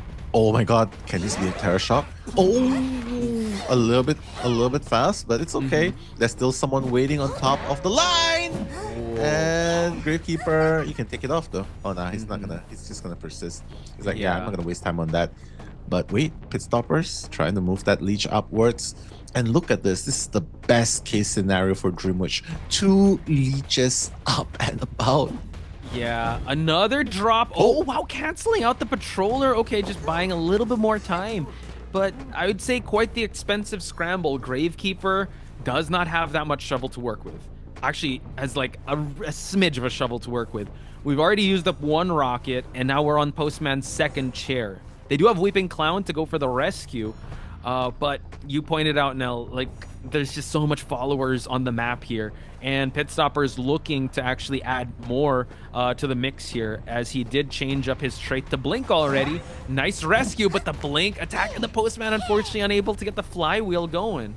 Yeah, that's very unfortunate, but unfortunately this is going to be the end of the journey for Shin. With a post, I'm surprised he didn't use. Wait, did he use? He did use the letter at the very last second. Right. Just showing the hope, right? Just giving hope, and I guess that's gonna be the end of it. And they're just gonna have to heal each other, heal the Gravekeeper up first, prepare for a 3-man end game.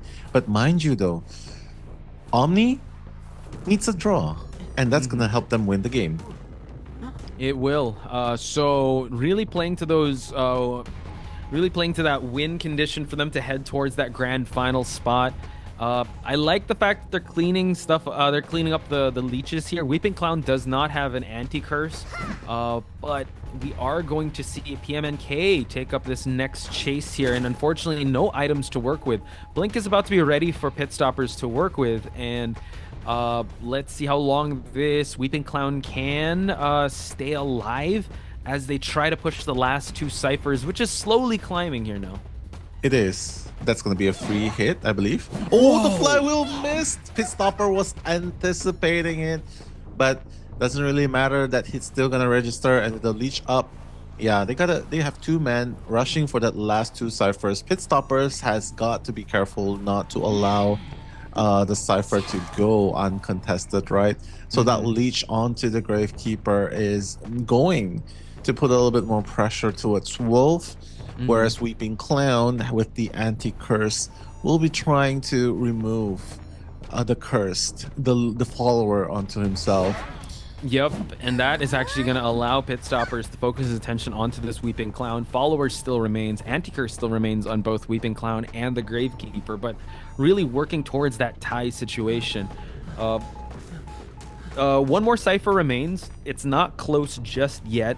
They did spend up all their tide turners, so we're going to add more leeches as the Gravekeeper does get a follower on him on this hotel lobby area. Wolf being very careful. Wow, they trade. Weeping Clown gets rescued while Gravekeeper just forces a leech hit to happen. And now main body is positioned out of range here, but he is trying to focus on this 1 cipher that is the closest to popping. Yeah, and that follower itself is going to go back to Mother Base. Unfortunately, they're going to try and heal just to keep themselves up and alive. That's 76% on the Cypher. Pitstopper, though, just keeping the stress, the pressure up onto FNE survivors. Again, guys, you have to be reminded that they only need Pitstoppers only need a tie to win this game. And Wolf is looking to get that 3-man escape by pushing the Cypher. But you know, it almost never works because you're injured. And that leech is going to keep you in place. Speaking of injured, well, as only Gravekeeper that's injured, Weeping Clown able to get healed up. They're really preparing for that end game. Journalist is the only one with full items left. Yo! And nice, able to actually bait out the blink. That's a huge opportunity for FNE to kind of bounce back from. Double decoding on this Cypher towards the end of this alleyway, while Wolf unfortunately did spend up his last shovel. Last Cypher is slowly climbing. I believe Journalist will have to kind of get ready for a save just in case. Really trying to split push. Nice drop onto the pallet here on the Weeping Clown. Yeah, you can see Pitstopper just keeping the main body close by towards that 80% Cypher, just because, you know, in case someone comes, then he can leash that person up again. But right now, FNE, they are playing really stable, as they should, because they gotta make sure that they do not have leeches on them at all times, or at least prime the leech. Which right now there are none. So I think they know that Pitstopper's patience really was put on display with the Hullabaloo match, and right now they're really testing it even more. Just constantly pressuring the Cyphers. Weeping Clown already made a rotation towards this 2-story hotel. However, what's scary is the Gravekeeper is still injured. He did get a magic wand to work with, and as this chase is happening onto the Weeping Clown, that Cypher is slowly moving towards the fountain area. So FNE really fighting back here to stay alive in this tournament. Yeah, and again, the conditions here is just getting a 3-man out, and FNE will move forward. So no doubt, Pitstopper is definitely feeling the stress coming into, because look at that Cypher Potch. It's already at prime status. Okay, we see Weeping Clown eat that hit. He doesn't have the borrowed time, but he still is able to gain the attention. Now Pitstoppers gonna leech onto the Journalist. Journalist has has items to work with. He can tank those hits, has the little bros to work with. I like how they're not forcing the exit gates just yet. So Pitstoppers needs to get that tie. These survivors need to get a 3-man escape to stay alive in this tournament and head towards grand finals against B4U. Who's gonna fall first? Ooh, the Magician's Stick gonna help a little bit there, but right now just trying to sandwich Wolf. Wait, what's going on? Getting through the air. But Wolf's gonna go down, and that could be the prerequisite to Omni moving forward. Journalist, Weeping Clown has to prioritize on the leeching first. Weeping Clown, probably not. He's at half health, but this is a hard situation to be in, Poch, because both gates have not been open. Yeah, it's a really tough back and forth here. We see Elian is going to try to make his way towards this mix, but we do see that the blink and the down, unfortunately unable to get Little Bro out in time. And now this is more than the win condition that Pitstoppers is looking for. Exit gate is slowly opening, but he has his next survivor. Actually, they did save up the next survivor. So Pitstoppers needs to be careful, because the exit gate is open. They are trying to heal up, and now they need to go for this rescue. Yeah, not if Pitstoppers leech and force them out. That would be really good. Right, but now, oh my god, they know even if they leave the gate now, that's not going to mean anything, because they're going to lose either way. PMNK trying to break ankles there with the last pad that he has, but now PMNK gonna go down. Wolf is probably gonna dash towards where Alien is, but doesn't really matter. Pitstoppers has the blink to work it. That's gonna be the stop that he's gonna be putting for elimination touch by Pitstoppers. Undoubtedly 5 games each for Pitstoppers. Congratulations, Omni. For you. Yeah, so it still remains as B4U and a lot of back and forths. I like the history going on here. In the series, it is his Goatman to get that MVP status. So congrats. Introducing Yudo, the man as well that has been kiting. Legend himself, Pitstopers. You got this, and this is cool. I mean, it's a quite compact map. So if you think about, will be able to use this IV in this map, and IV is possibly. And we just got confirmation that you were right now on a flywheel, borrowed time on Lace, as well as. All right, making that rotation towards the factory. That's Fluff we're talking about. Sprintzer probably wants to take out the heart of the team, the wolf of the pack, and that's the Awu guy. Fluff, that's going to be that first chase by Sprintzer. Sprintzer's just looking and thinking, yeah, maybe we should set up a little bit of Ostrakhan right in the middle of the map while the main body goes towards where Fluff is. And that's going to be a possession onto Fluff right there and Aqua. Both of them available. Sprintzer just tries to take this. This is a very strong place to kite though, Poch. Yeah. Up against Sprintzer. True. We're going to see possibly a red light trick and also a spray just for him to double up on the hit onto Fluff. So able to actually get that mind trick there, a back step into the window vault. So a complete mastery of this character, another 40% spray, but a switch to come in from Novelist, and we hear that gong because the insolence did come online. That is instead, and now he's gonna just teleport in. It's 59%. Oh no, he missed the blink. Sprintzer, what's going on? You need some monster energy drink because right now you gotta catch Fluff on foot, and that's exactly what he's gonna do. Fluff did not look back, and Sprintzer fully capitalized on that.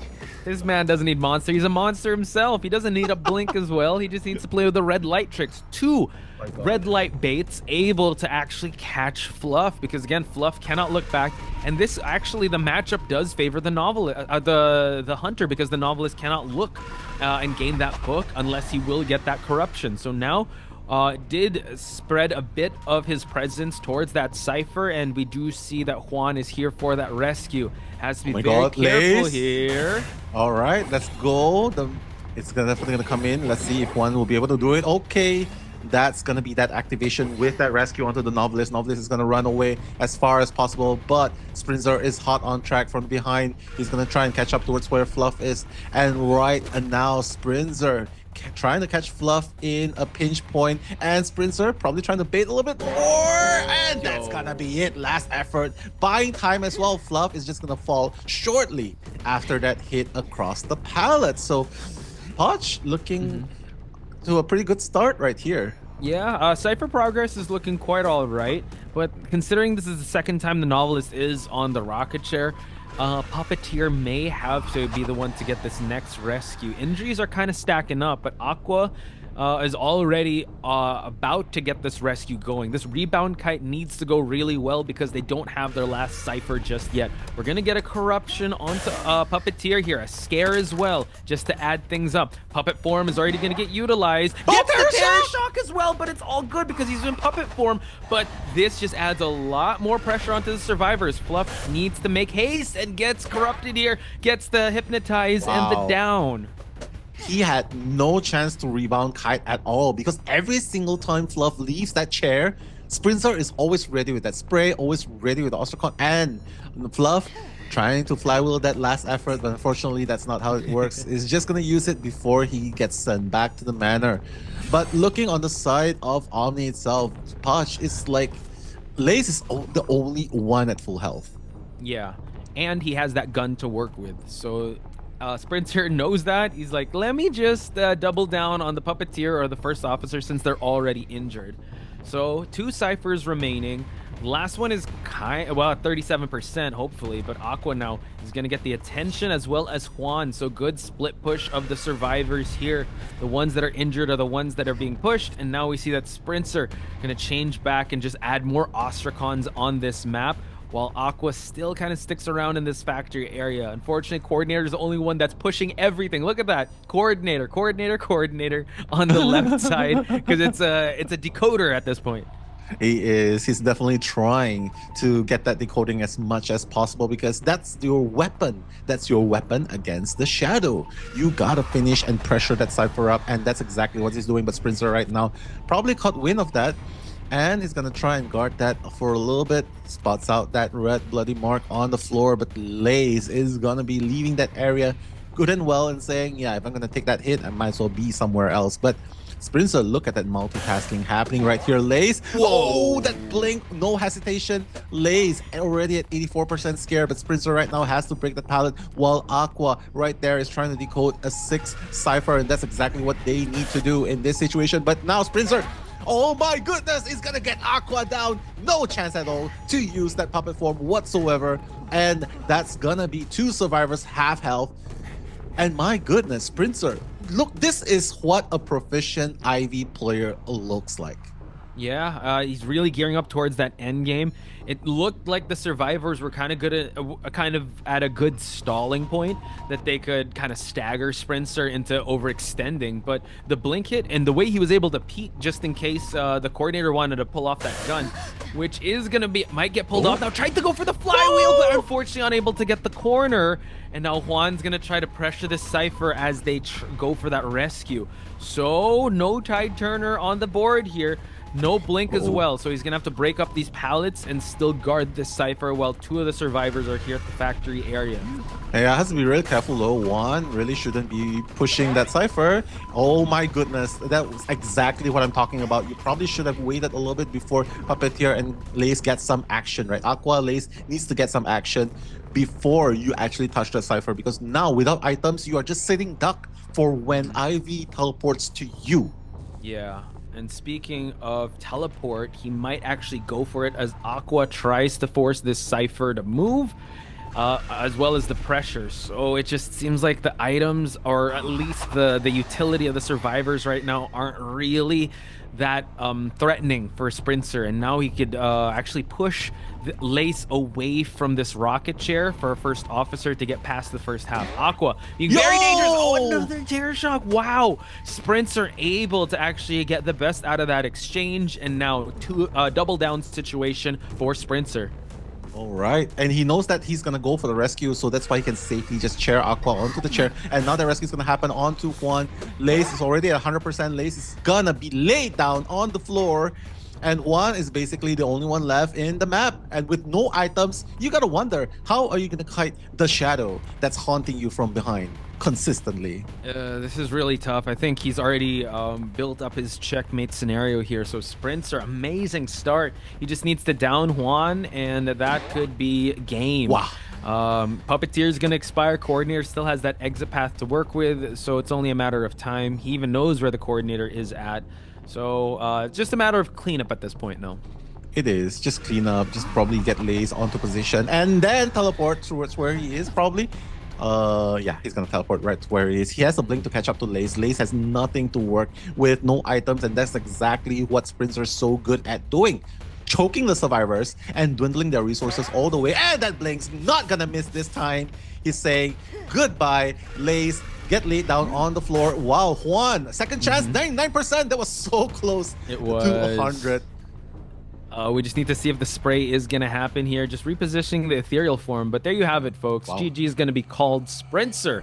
Had a really good kite. He was actually had the most containment time. I think when Hullabaloo has struggled a little bit, right? In previous game. Yeah, but having an anti-quarren is already helping B4U a lot, right? 2 tight turners. And it seems like Omni's Pitstopper service for some commentary action. All right, and holding on to the orb right there. Pitstopper trying to look for that first target. Yuda will be in the factory trying to make that rotation away. But honestly, Pitstopper really shouldn't be committing towards where the factory is. Trying to get the double surprise hit on, and he actually got rolling. He did. He got him on that red bomb, but Roland going for that Gravekeeper shovel could buy a little bit of time here. A lot of time. Yeah, so Pitstopper is choosing to commit. We've seen this before where he commits towards the rescuer, right? And he actually able to get him out of it. One more red, a black mark here could actually injure Roland. So now out of the shovel form, doing a really good job thus far. But Roland, you know what? He's really good at prolonging the chase here. Gonna spend that shovel right away because they want to just get at least a tie to hold on to the lead. He knows that there's no way that Pitstopper can down him instantly, and that's just gonna, you see, look at the amount of time that he's wasting. He says, it doesn't matter, you get the presents, but it's fine, I'm still fine. Oh my god, imagine if that's a terror shock hit. that would have been really disastrous. But Roland, Iron Steel of Will right there, and he's still rotating around the same area, Punch. He's still rotating around the same area. He prolonged that red mark for so long, but the white mark is right there. So now the down is going to happen. Luckily, as you pointed out at the start, they do have another tide turner in the form of a meteorologist. This was, in fact, though, sort of a 3 cipher kite. Schmitty's already done with his cipher. He's going to pop a peeper here just to see if anyone's going to approach from this area. But unfortunately, the Gravekeeper does not have an item to rebound kite from, but it's still all right. They just want to get a tie. The only thing that they want to do right point, doesn't matter if he has a rebound kite available to him, they just want to rescue him, allow that tide turner to take effect, let that last effort buy a little bit more time, 20 seconds longer. So that's the idea of the thing. Because here, Hunter wants to take out the survivors as fast as possible. Survivors wants to get out of the survivor, get out as fast as possible. So here, one wants to shorten the time, the Hunter wants to prolong the time. So right now, they're doing exactly that. So Pitstopper just putting a lot of peepers right there, probably gonna look to sacrifice. I don't know if they're gonna sacrifice. Roland probably thinks, yeah, he doesn't have a rebound kite potential, let's try and aim for a tie, like what you mentioned. Yeah, and they know that, okay, he has peepers too. He's not gonna teleport. We can kind of go for some ciphers. They open up their last cipher to see how this one is going to happen. And yeah, they're actually opening up a lot of ciphers, and this is where B4U really shines, when they're able to actually stretch the Hunter in different directions. Now Green might have to take this next 2 trapeze, but a disarm on Green's side. Yeah, keep away from me is what she's saying right there. Antiquarian, another poke, a thrust forward, and that's gonna disarm. And this is why Antiquarian is such a good character against Pitstopers, because he can just easily disarm you over and over again. Look, that disarm just playing so much dividend right there. And now the double surprise trying to catch him off guard. The black one, the white one is almost missed, and Green is just gonna hide behind the pallet. And no, he's not gonna slam the pallet through. Why not? That was such a good opportunity for him to slam, but now the black mark and the red mark is gonna bring Green down while they are working on the last cipher as we speak. But no, that's gonna miss. Yeah, unfortunate. Oh, switches on over, and now Antiquarian has fallen. However, this is where the meteorologist can shine. Last cipher is being pushed by the magician. We do have the shake onto that bottle. Needs to get a really good it's that cloud just to get the push going, but Schmitty actually gonna be chased away, allowing the rescue to happen, because Pitstopper knows that this is the last cipher that is moving. So he drops a peeper. Now Schmitty has to take this next kite. Wow. And just barely dodging as well. But you can see this is why the invisibility factor is so important, because Schmitty is just trying to get away. The white mark's gonna bring that first damage in, and that's gonna be it. No, he missed! He missed the flywheel, Schmitty! One black mark, and he's gonna go down. He knows that the rotation is not gonna happen for another few seconds, and he's just gonna be hiding there and saying, so sorry, you're gonna have to do better than that. You're gonna have to use all of your skills to get me down. But while all of that is happening, Podge, they are actually moving at a pretty rapid pace, especially since they have 2 ciphers. Yeah, so it is going to be the Antiquarian, the Antiquarian to push that cipher. You, though, can't get caught out early here, chat. Oh, but he's able to find him because of the double surprise. So Schmitty caught up in a really tough spot here. Might have to, oh wow, just constantly chasing the meteorologist. Cypher's not going to be primed in time. It's not going to be primed in time, and all of a sudden, Pitstopper with that one single play, catching Yudo out in the open. You got to be really careful. Oh, and the warp is going to happen. Green, I thought he was going to pop that cipher. But, he did. Okay. So now it seems like Green might have to play for that dungeon. He does not have that much flute to work with. He's going to get caught out here in a really rough spot, a timeout corner, if you would. He does have access to that window, but on trapeze, flywheel though, go back and forth. One red stage to to injure the Antiquarian. Green still has to kite for as long as he can just to head towards that dungeon area, which is at the center, but now Meteorologist is not even halfway through that rocket chair. Yeah, this is a very difficult situation to be in. One more black mark, and that's going to be it. Green going down, and Pitstopper has done it for 5 seconds containment time. Yeah, the way that they will possibly be ready for that best of 5, meaning more Hunter because they would love to go to the church too. Yeah. So in the be the singer of the wedding, because weddings need singers, and it's the opera singer in the those audience, those VR. So folks, round number 2 of your grand. No tankiness to worry about here, just guns a-blazing. That Sprintzer is probably going to be looking forward to dodging behind terrains because there's a lot of terrains here. Aqua is in vicinity, and Sprintzer probably needs to take one in the face if he wants to pursue Aqua right here because Aqua is in a very open position. Oh my god, Aqua! A little bit too slow right there. The exchange happening. Definitely favoring Sprintzer right there. Yeah, he does not have the gun to worry about, and he already injured Aqua. Note that Blink will still be online in about 25 seconds, so this allows Aqua some time to set up. But if he's able to down him, oh my god, he peeked a little too soon, and Sprintzer able to capitalize on that. My goodness, that has got to be a really, really fast down by Sprintzer right there. And that's why, guys, you call him Sprintzer, because he sprints. If he jogs, he's probably going to be called Jogzer. But no, he sprints. So yeah, that's Sprintzer for you. And with that, I think that's going to change a lot of the Omni's plans coming into this, right? Because they definitely did not expect that rescue to come so soon, but that backdoor rescue is going to help a lot. Juan at full health, doesn't really matter. He's going to try and stand behind, try not to give that free hit towards Sprintzer right here. But Aqua still trying to make that kite work. Well, it doesn't really matter. Last effort's going to let you keep playing for 20 seconds. And by the time he hits you, you're going to be down on the floor.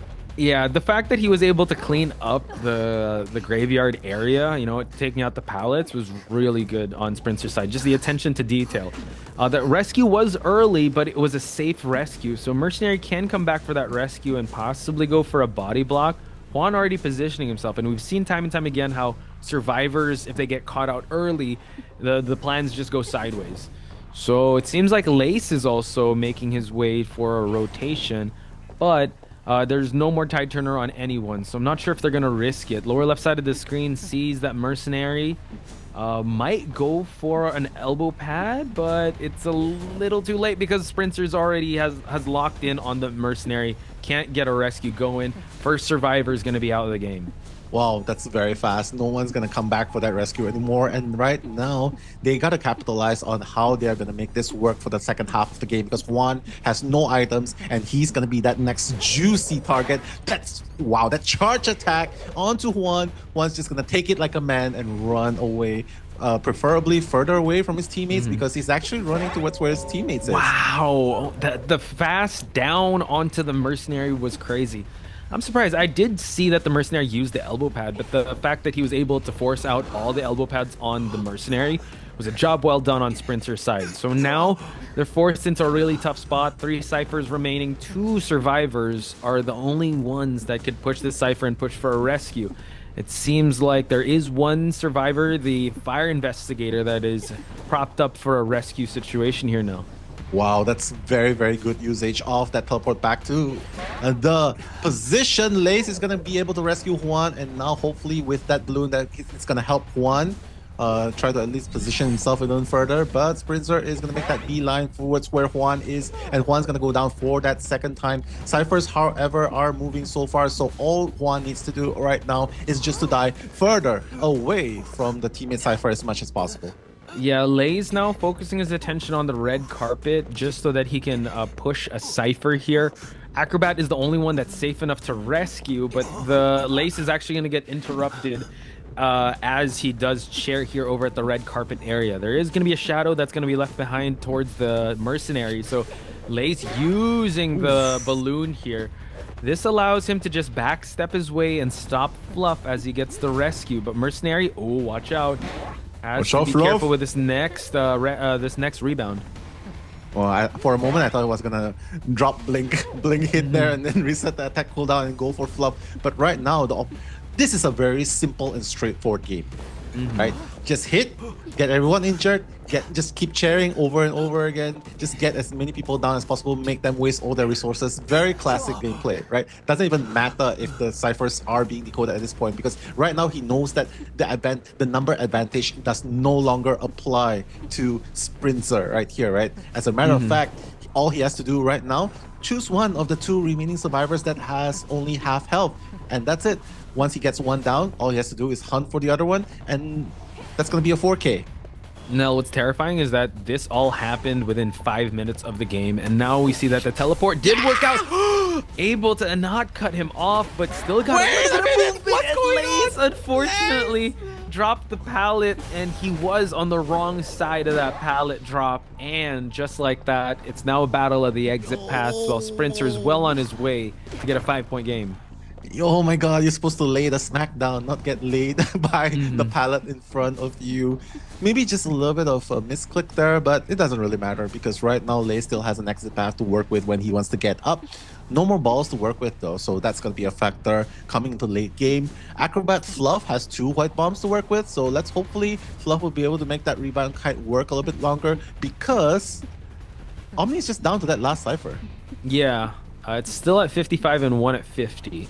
So Sprintzer also has detention, already used up the trump card for that teleport. So Acrobat can still survive. Fire Investigator is up, and he's already made his rotation away from the graveyard area back to the broken walls area. He did touch the cipher just so he could get rid of the crows, but the scratch marks on the floor is going to reveal you as Sprintzer now focuses attention on Lei's just because he did already use up the exit path, and the down onto the Fire Investigator just leaves one big target onto the Acrobat. Is there anything that can stop Sprintzer at this point? Because this guy has been sprinting the whole day, and he doesn't show any signs of stopping at all. Yeah. And as a matter of fact, he's sprinting right to where Fluff is. True. I mean, he's definitely all warmed up, and he's going to keep on going, and the momentum is definitely still on B4U Sprintzer's side. Pitstopers has to start thinking about how he can get that 4K just to keep up with Sprintzer. And as you said, he's got to sprint his way to stay alive in this tournament, or at least for him to be able to claim grand finals. Fluff now. He's going to try to kite for as long as he can. Goes for the white bomb, and nice cross up here towards the windowed area. Yeah. Imagine if there's no blood mark trail if you're healthy. I don't know why I'm thinking about that. Wow, okay. It'd be so good to hide, right? And that's going to give Survivor a hard time. But now Fluff fighting for his life, but that hit through the window is going to solidify that 4K. The second 4 elimination bot. But yeah, I mean, definitely looking to... I mean... Pitstoppers on the Ivy. Pitstoppers on Pitstopper. Playing Ivy into this. It's... Full kiting, well, not really full kiting build. We do have some all right, happy birthday, Ronin. Shout outs to happy Lucy. Birthday, yay, and I love you too, V. And we're looking into Pitstoppers as he's not gonna be showing the same love that we have for the survivors, because Pitstopper definitely needs to get a 4K here, and he's already transitioning towards the middle part of the church, just trying to find someone off guard. Green's gonna be in the vicinity saying hello, what's up, and he's going to be spotted after that whack onto that wall right there. Yudo's going to be in the vicinity being like, hey, what's up too? I want a bit of the action right there. And you did not see my previous meteorologist. This is where I make my redemption kite. Let me kite first, is what she's saying. Okay, and now we see Pitstopper sees that first kite, like, okay, sure, if you want to kite first, you eat this hit, and I will be able to chase you away from the church area. Note that the meteorologist already used a bit of the cloud here, but so far, Pitstopper's really putting the brakes here on the momentum of Yudo. But Yudo using that cloud just to transition away. You still see a bit of that scratch marks on the floor, and the tail shot prediction able to actually down Yudo quite early, I'd have to say, because the ciphers don't look too threatening just yet now.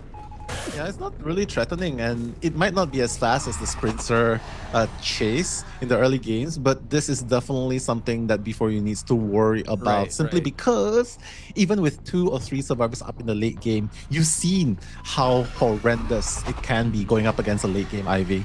Yeah, the fact that this is a setup-based hunter and you're still able to down in the first minute is still quite good. Unlike Sprintzer's Opera Singer, where you just keep going. It's very simple. It's very like, all right, just rush and down as much as you can. Scare happens, able to actually hit the mercenary, and now let's see how Meteorologist is going to have this rebound kite. Roland Has to be very careful not to give a double down here. Might have to use another elbow pad just to stay away from the clutches of Ivy, but no, gets the corruption and also spends the elbow pad. So Pitstopers, excellent exchange here while we go back to try and find that meteorologist.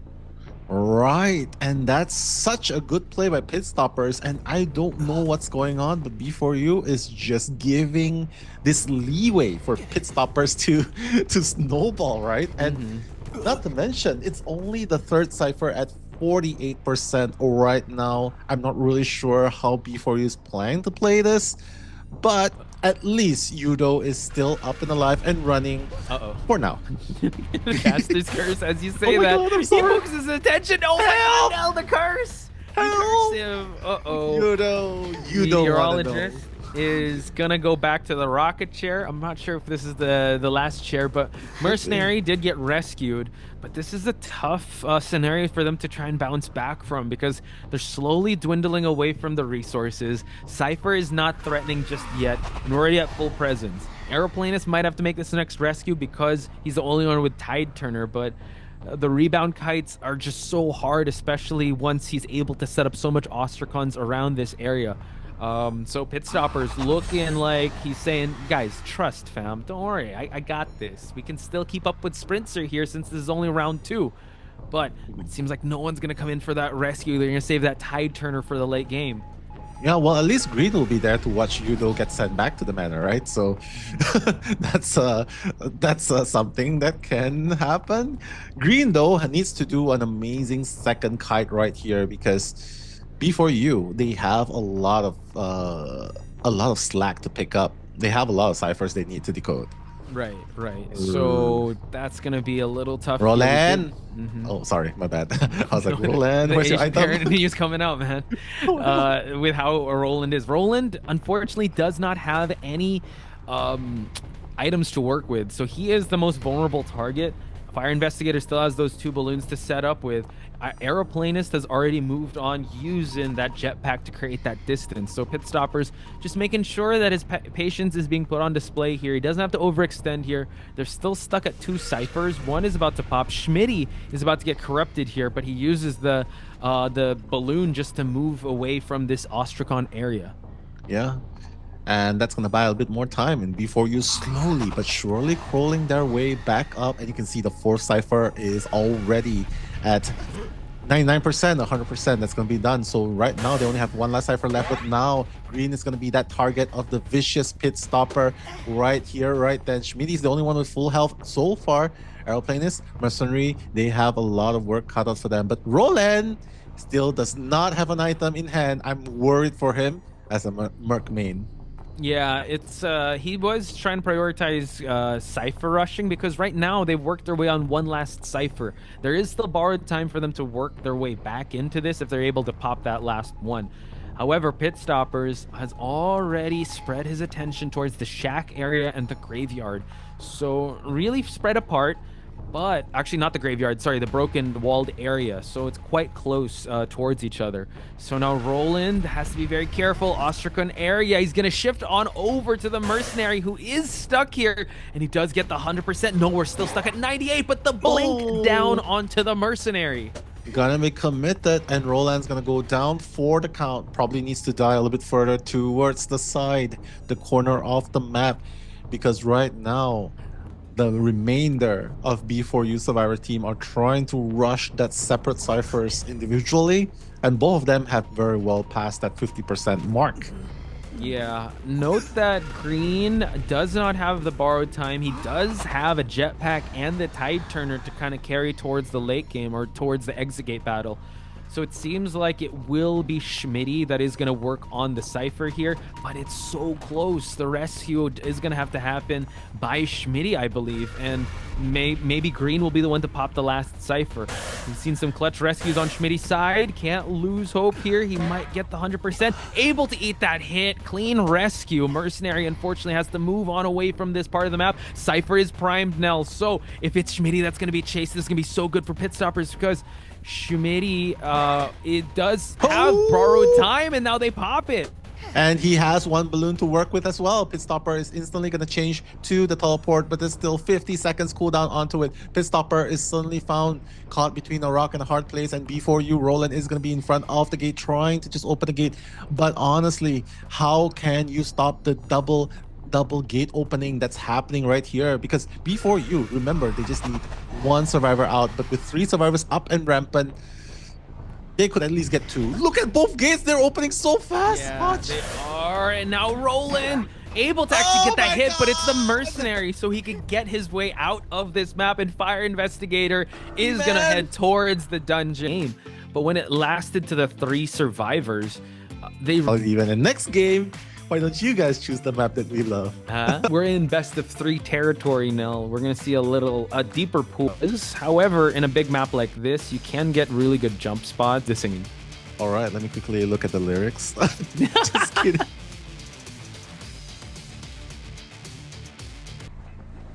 All right, soda pop. That's exactly what Sprintzer's trying to do. Pop join. The Naiad would be really good with soda pop. I know. But Sprintzer is really looking to chase Juan first, and that's the mercenary we're talking about. Sprintzer looking to dry Juan out of his resources. Already used up 1 elbow pad, and he's gonna make that rotation away with a 2nd elbow pad. Sprintzer with that double surprise gonna land that white mark on the one. What? Juan? Double snipe. Yeah, double snipe out from afar. So now Insolence is about to come online for Sprintzer to have that trapeze. And now Mercenary with no items. Might try to pull the same type of kiting that Roland did. That I don't need items. I just need to be able to kite very well. But we do see one more hit onto the black stage and able to actually get the jump in. Nice movement from Juan and able to force him to break the pallet. Beautifully done. Juan's gonna live to fight another day. He's still running towards that window, but you know this is gonna be a pretty hard position to be in. Yeah, just keep getting more. And that's gonna almost put Sprintzer at full presence, Potch. Yeah, this is looking pretty good for the Hunter side, because Sprintzer still has teleport. He didn't reveal his trait just yet.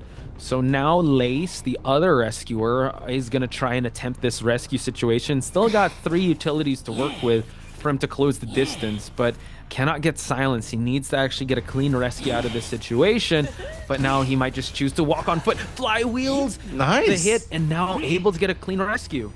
Nicely done. And this is why you can see it's pretty difficult playing Hullabaloo at this point, but at least he'll still be able to get one at the position, and I don't think that Coffin's gonna make it in time.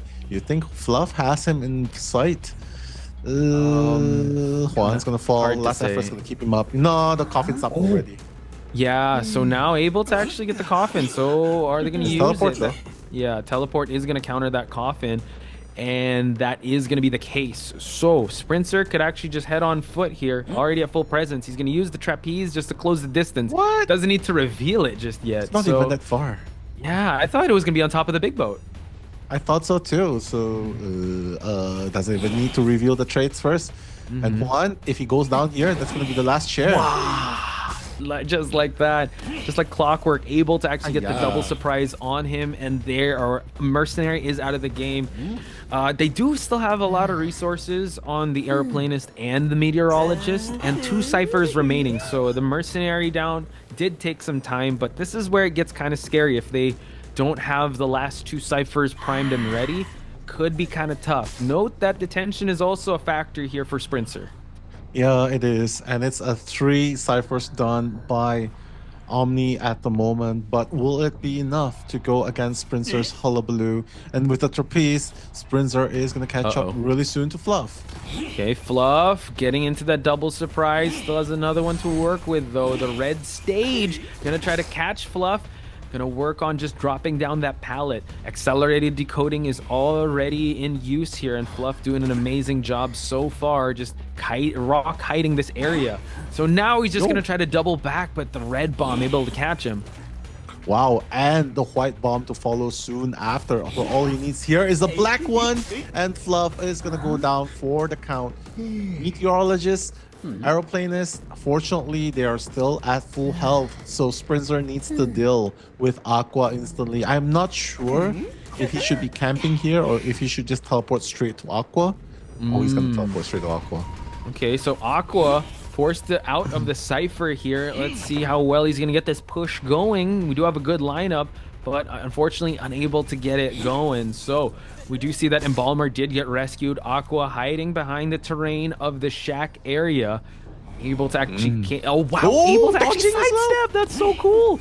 But we do see that slow vault for him to be able to actually eat that white bomb. The red stage will be ready for a switch in just a bit, but he's actually just gonna chase him down.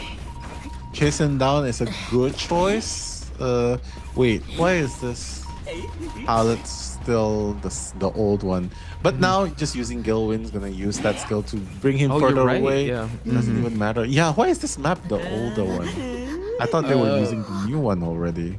I think maybe the changes that we did discuss are here, but maybe the map changes are still on the new one. But anyway, but we did see the new one. Oh yeah, you're right. But I guess they did agree to this type of map. So now Airplane is unfortunately unable to get the flywheel going. Everyone is injured. And now, oh my god! There's no borrowed time. Yeah. Uh-oh, and the back exit is being worked on. They had to actually stay away from that back exit gate. So now we're kind of put on a standstill here. 18 seconds up until teleport now. Yeah, and Aqua is in the vicinity trying to keep that in mind. Wait a minute, what's going on? Gilwin, wow, that's so cool. Just the teleportation. Wait, that's gonna be a trapeze into use. A black one, a black bomb will put Aqua down. And mind you though, Fluff has only just started. Oh! What?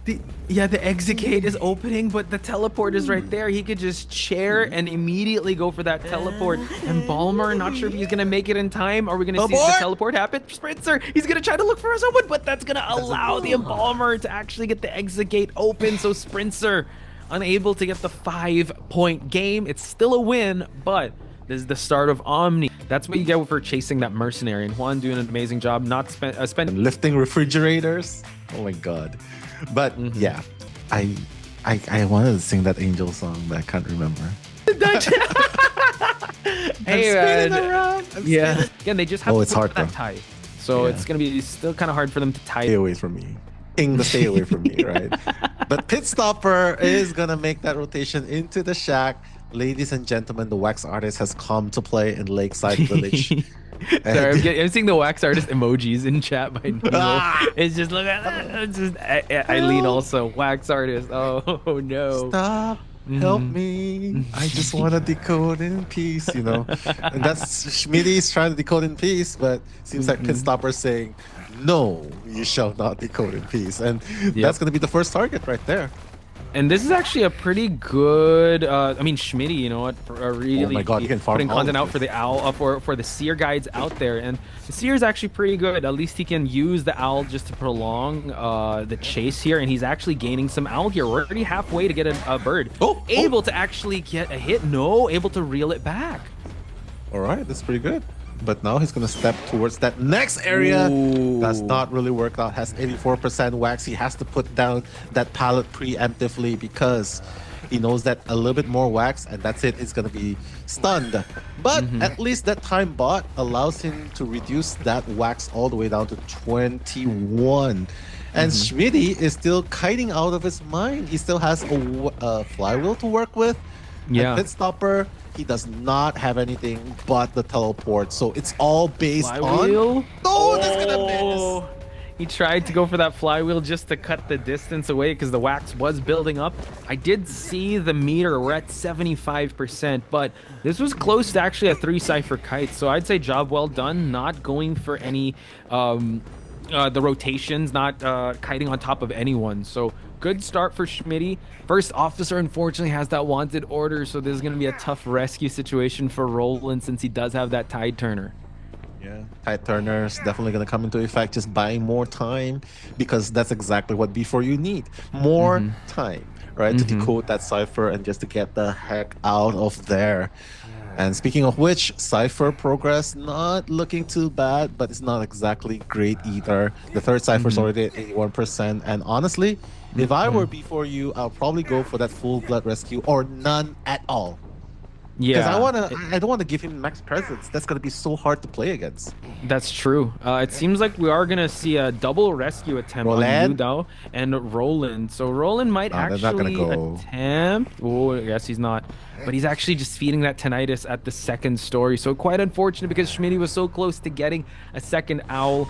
But now we're going to see the teleport happen. And Green is going to take this next chase. Tried to go for the bomb, but did create that distance. We're at 72% wax. And now he waxed off this area. 3 ciphers are still remaining, folks. Wax on, wax off. Green trying to make that wax. Okay, put down that cipher. Put down that pallet. Gets 100% wax, but it's okay. He has flywheel to negate it if he needs to. Flywheel! Oh my god. Wait for it. No, just gets the hit. This is actually really good. So Pitstopers leaving the wax at 76%. He's gonna go for that wax bomb. Nice flywheel on Green side. Beautiful, Green. Beautiful. Coming in with this play. And Green still has one more bomb to work with, so he can definitely use it if he needs to. And that red bomb is going to stop Pitstopper, right? He's going to silence Pitstopper. And that's going to buy more time for Green to rotate around and wait for the cooldown for the next bomb to be ready to use. So Green right here, right now. Wow, he's going to use it to bring a little bit more distance, but look at what's going on behind the scene, Poch. Ciphers are being done like mad.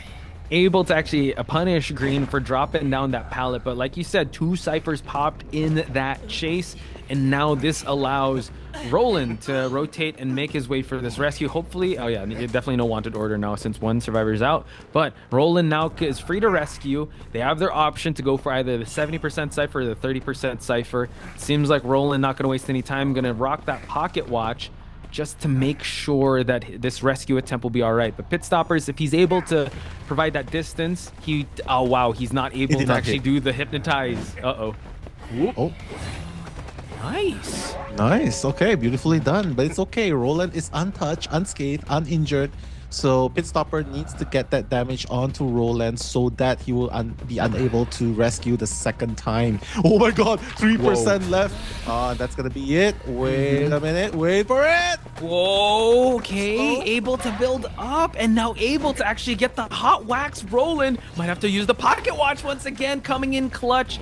Last cipher is about to pop here. They all have borrowed time, so this is quite intense. So close. Pitstopper. I think they gotta pop, right? They gotta pop. They're just gonna pop it straight away. And Roland's gonna be like, hey, I'm still here, kiting around. Please pay attention to me. I'm still here. And he needs to kite a little bit longer because the moment he goes down, the teleport is gonna be ready for Pitstopper to go and get that third down. Oh my god. Yeah, unable to get the wax bomb, but the block onto this window. Able to actually get Roland to vault it. And now here we have it. Pitstopers focusing on just chairing first.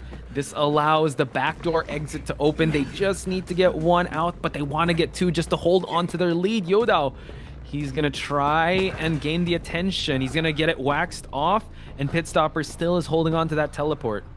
All right, that's gonna happen right there. Do you think the acrobat's gonna go for the rescue? He's definitely gonna go for the rescue. First officer has plenty of time to reminisce on his memories on the chair.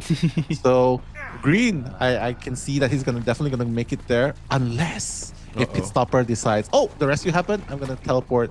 Could be but the mind yeah, game. Let's see if he's gonna really invest in this rescue. First officer still on that rocket chair. We do see that Green is so close. We flywheel just to avoid the drop down hit, and now Psychologist does fall here at the Bay Area, and they go for the teleport. Green's gotta run for the hills.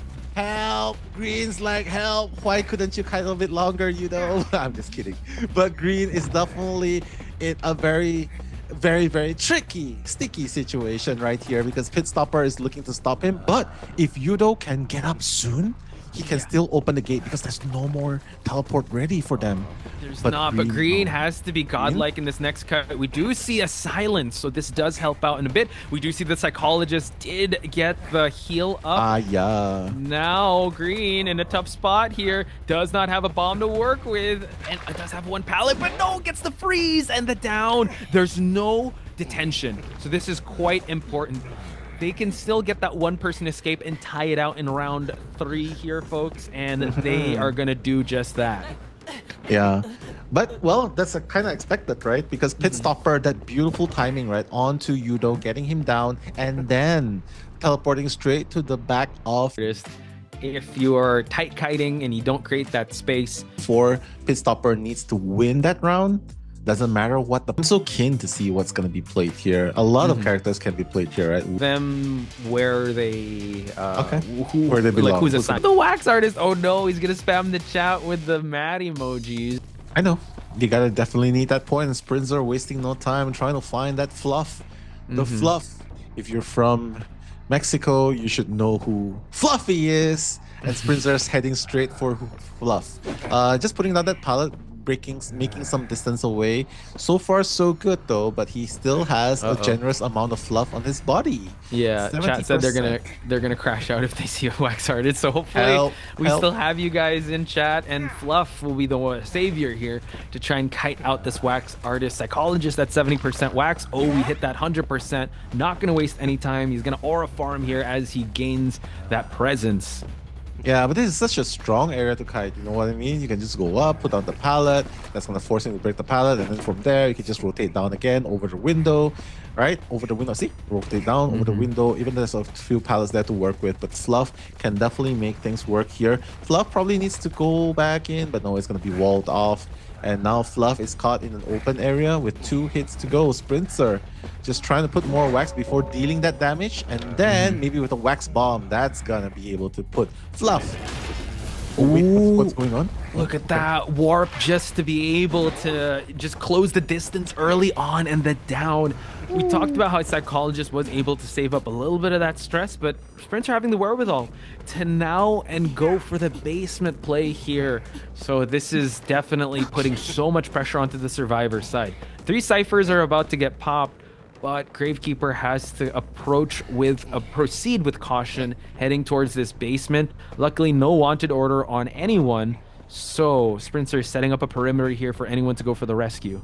Yeah, Juan so far away. That's probably going to be a no rescue at all. They might replicate that same strategy, like they don't want to give full presence to the wax artist, right? You can see that probably someone's just here to give the tinnitus. Aqua is definitely nearby, but I don't see him going for the rescue. He's just probably there for the tinnitus, just to keep Sprintzer in his tracks right here. But I see a lot of angry ghosts in the chat. Help. These angry ghosts, they haunting us. Oh no. But it seems like Sprintzer has already secured himself that 1 survivor elimination. Unfortunately for Omni, mid to late game is going to be quite the struggle here. Psychologist is going to be sent out. Luckily, like you said, you don't want a full presence wax artist. Gravekeeper not wasting any time going for the shovel just to make sure that Sprintzer is going to have a hard time with this chase. Trump card is still about to be used. So let's see if he's going to use a warp to try and close the distance towards anyone here in the map. Hopefully, that wax bomb is going to stop it. Oh, wait a minute. He's going to stop the Cypher, but the teleport straight to where Laze is. He's got to be really careful, though. He's already deployed his mini rocket. Just getting that, just getting a little bit of distance away from where Sprintzer is. The Sprintzer is just so close, 92% on getting the wax up onto Laze. Laze just needs to break sight, and it's so difficult to do in this position.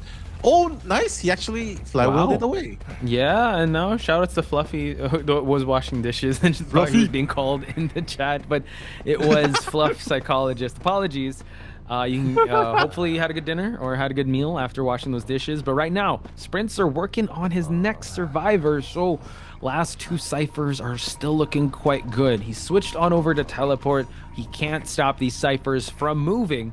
But it seems like Aqua on the bees going to be able to survive a little bit longer here. And Sprintzer is going to have to rely on his hunter instincts to try and down this entomologist. Yeah, and they're doing a great job so far. They're already doing the 4th and the 6th cipher, right? Because the 5th one is already being blocked.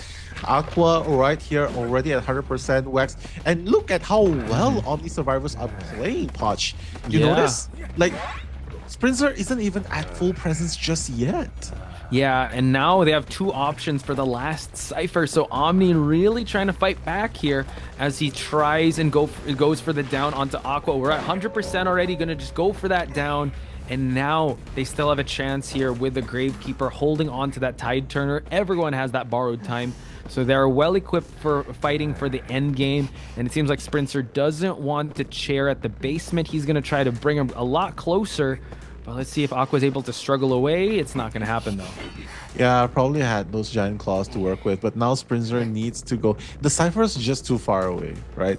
Cypher's just too far away. Sprintzer just needs to hold on to that hold on to that teleport in the late game. Probably tries to go with it, maybe a... Oh, wow, gets the rescue, but the freeze onto the Weeping Clown. We're gonna see a whack. He needs to go for that hot wax trick just so that he doesn't have to force attack recovery, but now able to actually get it and swings away at the entomologist. Yeah, probably should have stayed in that area instead of vaulting over, right? Because that would have helped him get a little bit of distance away and not get down instantly. So nice pop, but unfortunately this might look like a very, very strong 3 eliminations game. Yeah, Entomologist is slowly expiring. They haven't gone to the exit gate just yet. Sprintzer lining up the shot for him to go for it. But yeah, Lace. He's going to try and stop him in his tracks. They're able to actually get the rescue going, but the freeze onto the Weeping Clown, not there. Entomologist does fall down, though. And now this is where he's trying to look for that 3-man elimination here now. Was he actually stopped? Like, he was just sitting there for a moment. Wow. Oh, nice. Nice. He was anticipating the flywheel, and he just got a lace up all the way up to 100% from 96% again. But Aqua so far, Aqua's almost up. Yep. Sprintzer just needs to down one more time. Oh, wow, look at this. Aqua still having some bees left. Gravekeeper using the shovel just to try and go for this rescue. But Aqua getting frozen once again. He can actually leave him here. Teleport. Wow, good call, Nell. Yeah, because he has no more exit path. He has Tinnitus, right? So now all he has to do is just force Juan out of this place. And that's it. Entomologist will be able to be chaired right after. So Sprintzer just needs to make sure he doesn't get too far away from where the Entomologist is and where Lace is. Once Lace goes down, he can just quietly go back to where Aqua is. Yeah, and Juan getting that escape. They're gonna 3 elimination just to draw things, and that still puts first half. So let's see what's gonna happen in this hunter where you have to go all in. Like, this is an all-in type hunter. Puso calling us Kuya Poch and Kuya Nello. Hey, to be prepared for this. So, folks, will this be the last match? We're gonna. All right, Ese, viva la raza. And that's exactly what the Breaking Wheel needs to bring to the table. He needs to bring the heat onto the survivors. And Yudo, again, being caught in the open with 1 spike. And this is a very classic case, guys. Put 1 spike on, gets the trap in, gets the hit. Yikes! Oh my god! Able to actually get it. He did get that 1 spike, and it was damaged already because he was in that puppet form. So the hit plus the spike downs the puppeteer. And this is the big opening that Pitstopers is looking for. Oh my god, Yudo! Oh my big opening for Pitstopers, forcing Roland's hand here to go for the rescue. The Cypher progress is not looking good in the early minute. This is just the first minute of the game, and he's able to actually down Yudo. Gets the rescue, and now it's Roland's turn. He might have to use the rocket here just for him to create that distance. Gonna go for the flywheel and the snap just to injure. And now we see the rocket. Nice patience here on the side of Pitstopers. Yudo, though, actually able to hide it out. Yudo hiding it out near Green as well, right? So Green's gonna be that next person getting the spike on. And so much damage has been done onto the side of B4U at this level. But Yudo, careful, and now the blink down. Pitstopers is a menace on the breaking wheel. Getting that, he might actually go for that win condition. There's only 1 Cypher that was popped. So now they're kind of forced to rotate once again, and Roland's here for that rescue, but they don't have another Tide Turner to work with. This is so hard to watch, right? Because Breaking Wheel's already at full presence. Roland's gonna go down. Oh my god. Pitstopers popping off, saying, you know what? I'm gonna show you what I'm capable of. And that's exactly what he's doing with Breaking Wheel. I have never seen a Breaking Wheel have such a game since like 1 since like a few seasons ago, like many seasons ago, when he was in the meta, right? But people have figured him out. But the fact that he was able to get an early down so fast, and now Yudo getting the rescue, going to puppet form, but that's not going to be enough because he does have that spike. And now we see just the menace that is Pitstopers, not even 5 minutes in, causing injuries left and right. And now we see another double down situation. Only one Cypher remains now. You can't get this type of violence with Wax Artists, folks. You're watching the breaking wheel and Pitstopers popping off. Oh my god, Pitstopers. All gas, no brakes, the perfect character to play. Breaking wheel right here. Puppeteer's gonna go on the chair for the second time, rolling on the ground. No one's even decoding the Cypher's patch. This looks so dire for the B4U survivors. Hey, they were looking, I mean, Pitstoppers was looking for that miracle, looking for that change of pace, and this could definitely bring them back into the game when it comes to round number 5. We're calling it a little early because we're still stuck at 4 Cyphers. We're gonna see a flywheel onto the Embalmer's side, but Roland is still down and out because he used up that exit path, and now it's the Embalmer's turn to use up some resources here. He's gonna transfer his attention over to Peepers, and it really built, I mean, the way he was able to bring the Persona build of not bringing detention and really banking it all on the early to mid game paid off in strides here. Now we're only reaching the 4-minute mark, and we've already seen so much injuries on the board here. Yeah, a full presence breaking wheel is not a joke at all, and B4U just trying their best to do what they can, but now that trap's gonna put Yudo on the ground once and for all. That chair is gonna send Yudo back to the manor, and now B4U caught in a very difficult situation. A 3-man, and everyone's half injured. Everyone is half injured, and it seems like we are going to see. Sorry? Just saw something really funny in chat. Okay. But, we do see that Green, unfortunately, does eat that spike in the process. Going to be forced to kind of go for the spikes here. Man, it's again, this is really tough because the way that he was able to control and able to actually go for the magnets here could be actually the game-changing. Wow. Just the spikes, just too much presence being built. That's true. So just burst him open if you wanted to, right? And now that's the second survivor down. Poch, what is going on? B4U, just when you think that they're the ones that are so one step closer to the championship, they just crawl. All right, Seems coming like in. Schmitty is gonna be taking this next kite. Are you okay? No. All right. I'm so freaking dizzy because of the spinning around. But yeah, jeez, God, please don't do that. Just look. Help me. Oh, sorry. I'm just quoting Sublime. Okay. Back all right. into the Spanish. Okay, let me do this. All right. Pitstoppers just trying to find that last survivor up. Roland still has 2 rockets to play with, but unfortunately only has 1 hitbox left to play. Your dog's really funny. But anyway, back to the match here. It just seems like Weeping Clown is the only one that is left, and it seems like Holy shit. Help! Pitstoppers chasing after Roland is not a funny issue. Oh, he's gonna get trapped! And he's gonna get trapped in the trap. And the down does happen. So it's just a back and forth here when it comes to the exit. Apologies, folks. You're making me laugh. I'm so sorry. I gotta sniff. All right. So Schmitty just waiting for the coffin effect, I guess. He's gonna be placed onto the chair. No. Yeah, this again, business as usual when it comes to Pitstoppers. He's not gonna allow any of that to happen.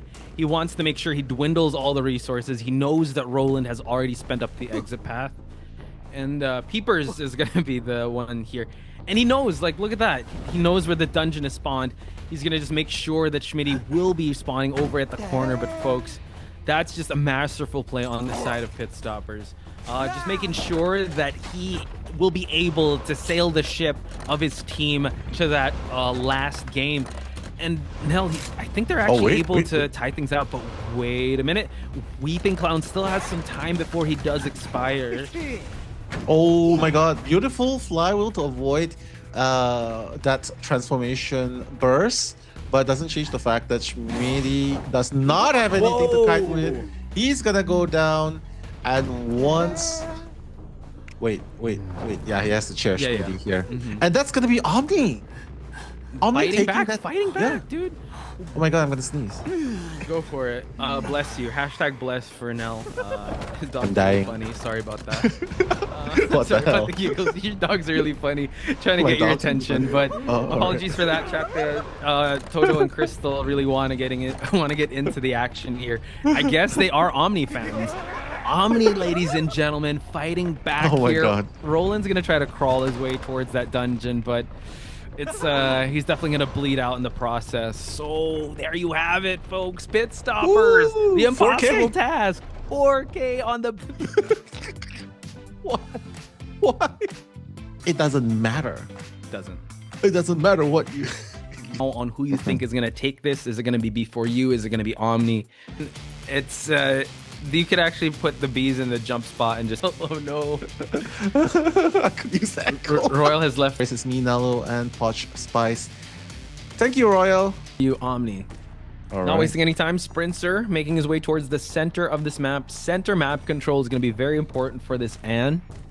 And Ann really known for just being a stable pick when it comes to getting ties.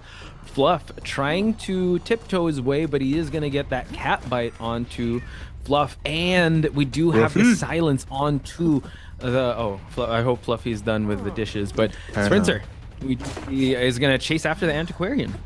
Yeah, I mean, perfect choice, I guess. That leap is not going to happen just yet. So far, so good, though. Fluff is... No! So close, yet so not close. I don't know. Fluff is coming. Fluffy is still spinning. I can see that effect coming to play right there. Okay. Nice split up of the cats. We're going to see another jump and a warp just to close the distance. Nice. And there you have it. No silence. Bamboo Flute only able to gain some distance. And we've already unlocked the first presence. We got the cross going. We got the cross growing indeed. And that's such a iconic way to play it, like, right? Like, get the cats on, and if you're afraid, you get this arm when you leap in, or whatever it is. Just go with the warp gate, and that's gonna land you straight on top of the survivors and stun survivors. So that's a good play by Sprintzer so far. But Ann is not exactly the best Cypher pressure hunter. And you can see for yourself. Aqua still decoding. Yeah, this is the same scenario where the wax artists, like, they just don't want to give presence to this Ann, because full presence Ann is going to be insane. So now it just seems like they might go for a sell off Fluff, which is going to be tough. But Juan, he is here. I wonder if he's going to try and go for this rescue, but they're going to feed a bit of presence here, and we're going to see a cat actually land. No, able to actually expire the cat, and we're going to see Fluff now trying to kite his way. The bees are here for that support. The bees are here, and that does give Fluff a little bit of opportunity to run even further away. Sprintzer just wants to decide to just keep up with the cats a little bit first. Hopefully that's gonna buy a little bit of time. But now Fluff is pretty far away, probably hoping for that silence onto Fluff. I don't know, I'm seeing a little bit of delayed moments here, but that hit through the window. My God, he's saying, stop spinning. I gotcha. I gotcha. Yeah, so able to get him as he actually fell from the window. And that was actually a really good kiting route, but in this matchup, it does kind of favor Ann with the stick or the bamboo flute being rendered hard to work because of the cats that Sprintzer does put down. So already at full presence, we do have Warp Gate ready for Sprintzer to work with. He's just going to check these ciphers to see if anyone is here, and he's going to focus his attention on trying to find his next target, which could be, just going for the teleport right away, and it is going to be Aqua that has to take this next kite. Aqua Picks up the pallet first. It's okay. Just get it done here with another slight. Oh no, it's not gonna connect right there. But Aqua will be trying to use whatever's left of the bees to try and move away. Fortunately, that's the 34% cipher. So once they are done with the 83% cipher, that's barmaid we're talking about. Oh, what a beautiful. True, the placements though, but Aqua able to actually get connected with that hit. It was actually really good sidesteps. He was able to dodge the cat and dodge the cross as well, but last cipher remains, and we do have just the survivors. Wildling could actually take a drink from the barmaid, but it seems like Lace is the one that's going to get this rescue going. Last cipher is still stuck at 55% as they pressure the rescue. Yeah, free rescue right there going on. I'm not sure what's going on, but Aqua. The bees are still blocking though, and now look at that. The bee buff put on full display here, and now gonna give a drink to I thought he was gonna get that drink, but Lace, he's gonna be in the vicinity, able to actually get the flywheel transitioning towards this area, but the speed drink unable to create that distance. He is gonna heal up though, and now they're kind of stuck with a 70% cipher here at the center of the map. They are. Aqua trying to touch the cipher a little bit, but now everyone's scattered across the map. This can be a very difficult position to be in, but Lace, obviously, with the help of the Dublin, will be the only one with full health, and that's going to be the difference maker that they might need. Right now, Juan trying to meet up with Barmaid, probably wants a drink as well. Yeah. Just going for a regular one because he did use up that well, he still has to mix some stuff, but out in the open here it's quite dangerous, so forcing Juan to go on his boar. He's gonna get across and able to actually hit the boar. Not able to get him out of the board just yet, but this allows a big opening for them to open up another cipher. It does, but the only one that's nearby, any new cipher, right, could be Aqua. And Aqua's like, yeah, I gotta be really careful here because if I touch the cipher long enough and I get teleported there, that might be a problem. So right now, Sprintzer's like, yeah, it's okay. I can afford for you to touch the cipher a little bit. I just need to get one person down again, one more person down, and that's gonna be able to do it. Because if he teleports straight for Aqua, that's his last share. It is, and now able to actually land that hit. Lace is already healed up with a barmaid Dublin. Last cipher is, well, two of the last ciphers, 70%, one at 45%. Barmaid's gonna stick around here because he's still at full health, just to wait for that that rescue to happen. Actually, it kind of works that Entomologist is the one popping the cipher, but this is gonna be so dangerous because no borrowed time. Bees are gonna stop Aqua in just a bit, and there's no more bees for him to work with. Oh my god, that's gonna be a free rescue. But once Aqua's down, Sprintzer's just gonna go back to the 70% cipher, and this is where things are be like, yeah, I know you're decoding that 55% cipher, but it doesn't really matter because in the end we know that it's gonna be all for naught. And right now they're struggling. Lace is the only one with full health, but you gotta remember, the and strategy, right? The double cat strategy can be a problem. Lace needs to be really careful. Also, what's really tough is Entomologist doesn't have borrowed time. Oh my god, the flywheel! This is gonna be real tough. The cat is gonna be ready for Lace. He's gonna get stunned, drops the pallet in time. Now, Cypher is not ready for the pop just yet, the Terror Shock, and we're still at 90%. Oh my god, pick it up, pick it up, pick it up. Wow. Oh, Cypher's gonna be pop regardless, I think. Will it be pop? No, it's not gonna be pop. Walling. Walling's in the vicinity. Oh my god, will this be a 4K for Omni? Oh my god. Oh, it forces the pop to happen, but detention, we do have the Wildling on the board, and now he just focuses attention on hitting this Wildling, able to get him out of the board. My the god! Cat combo! 4K. That's it. B4U, the champions. Oh my goodness. What a play right there. Oh my goodness. B4U with a 4K with an and nonetheless. And in 4K, you saw it here, folks. 1080p 4K here. Champions, B4U going through that adversity. But man, B4U still ever consistent and Sprintzer.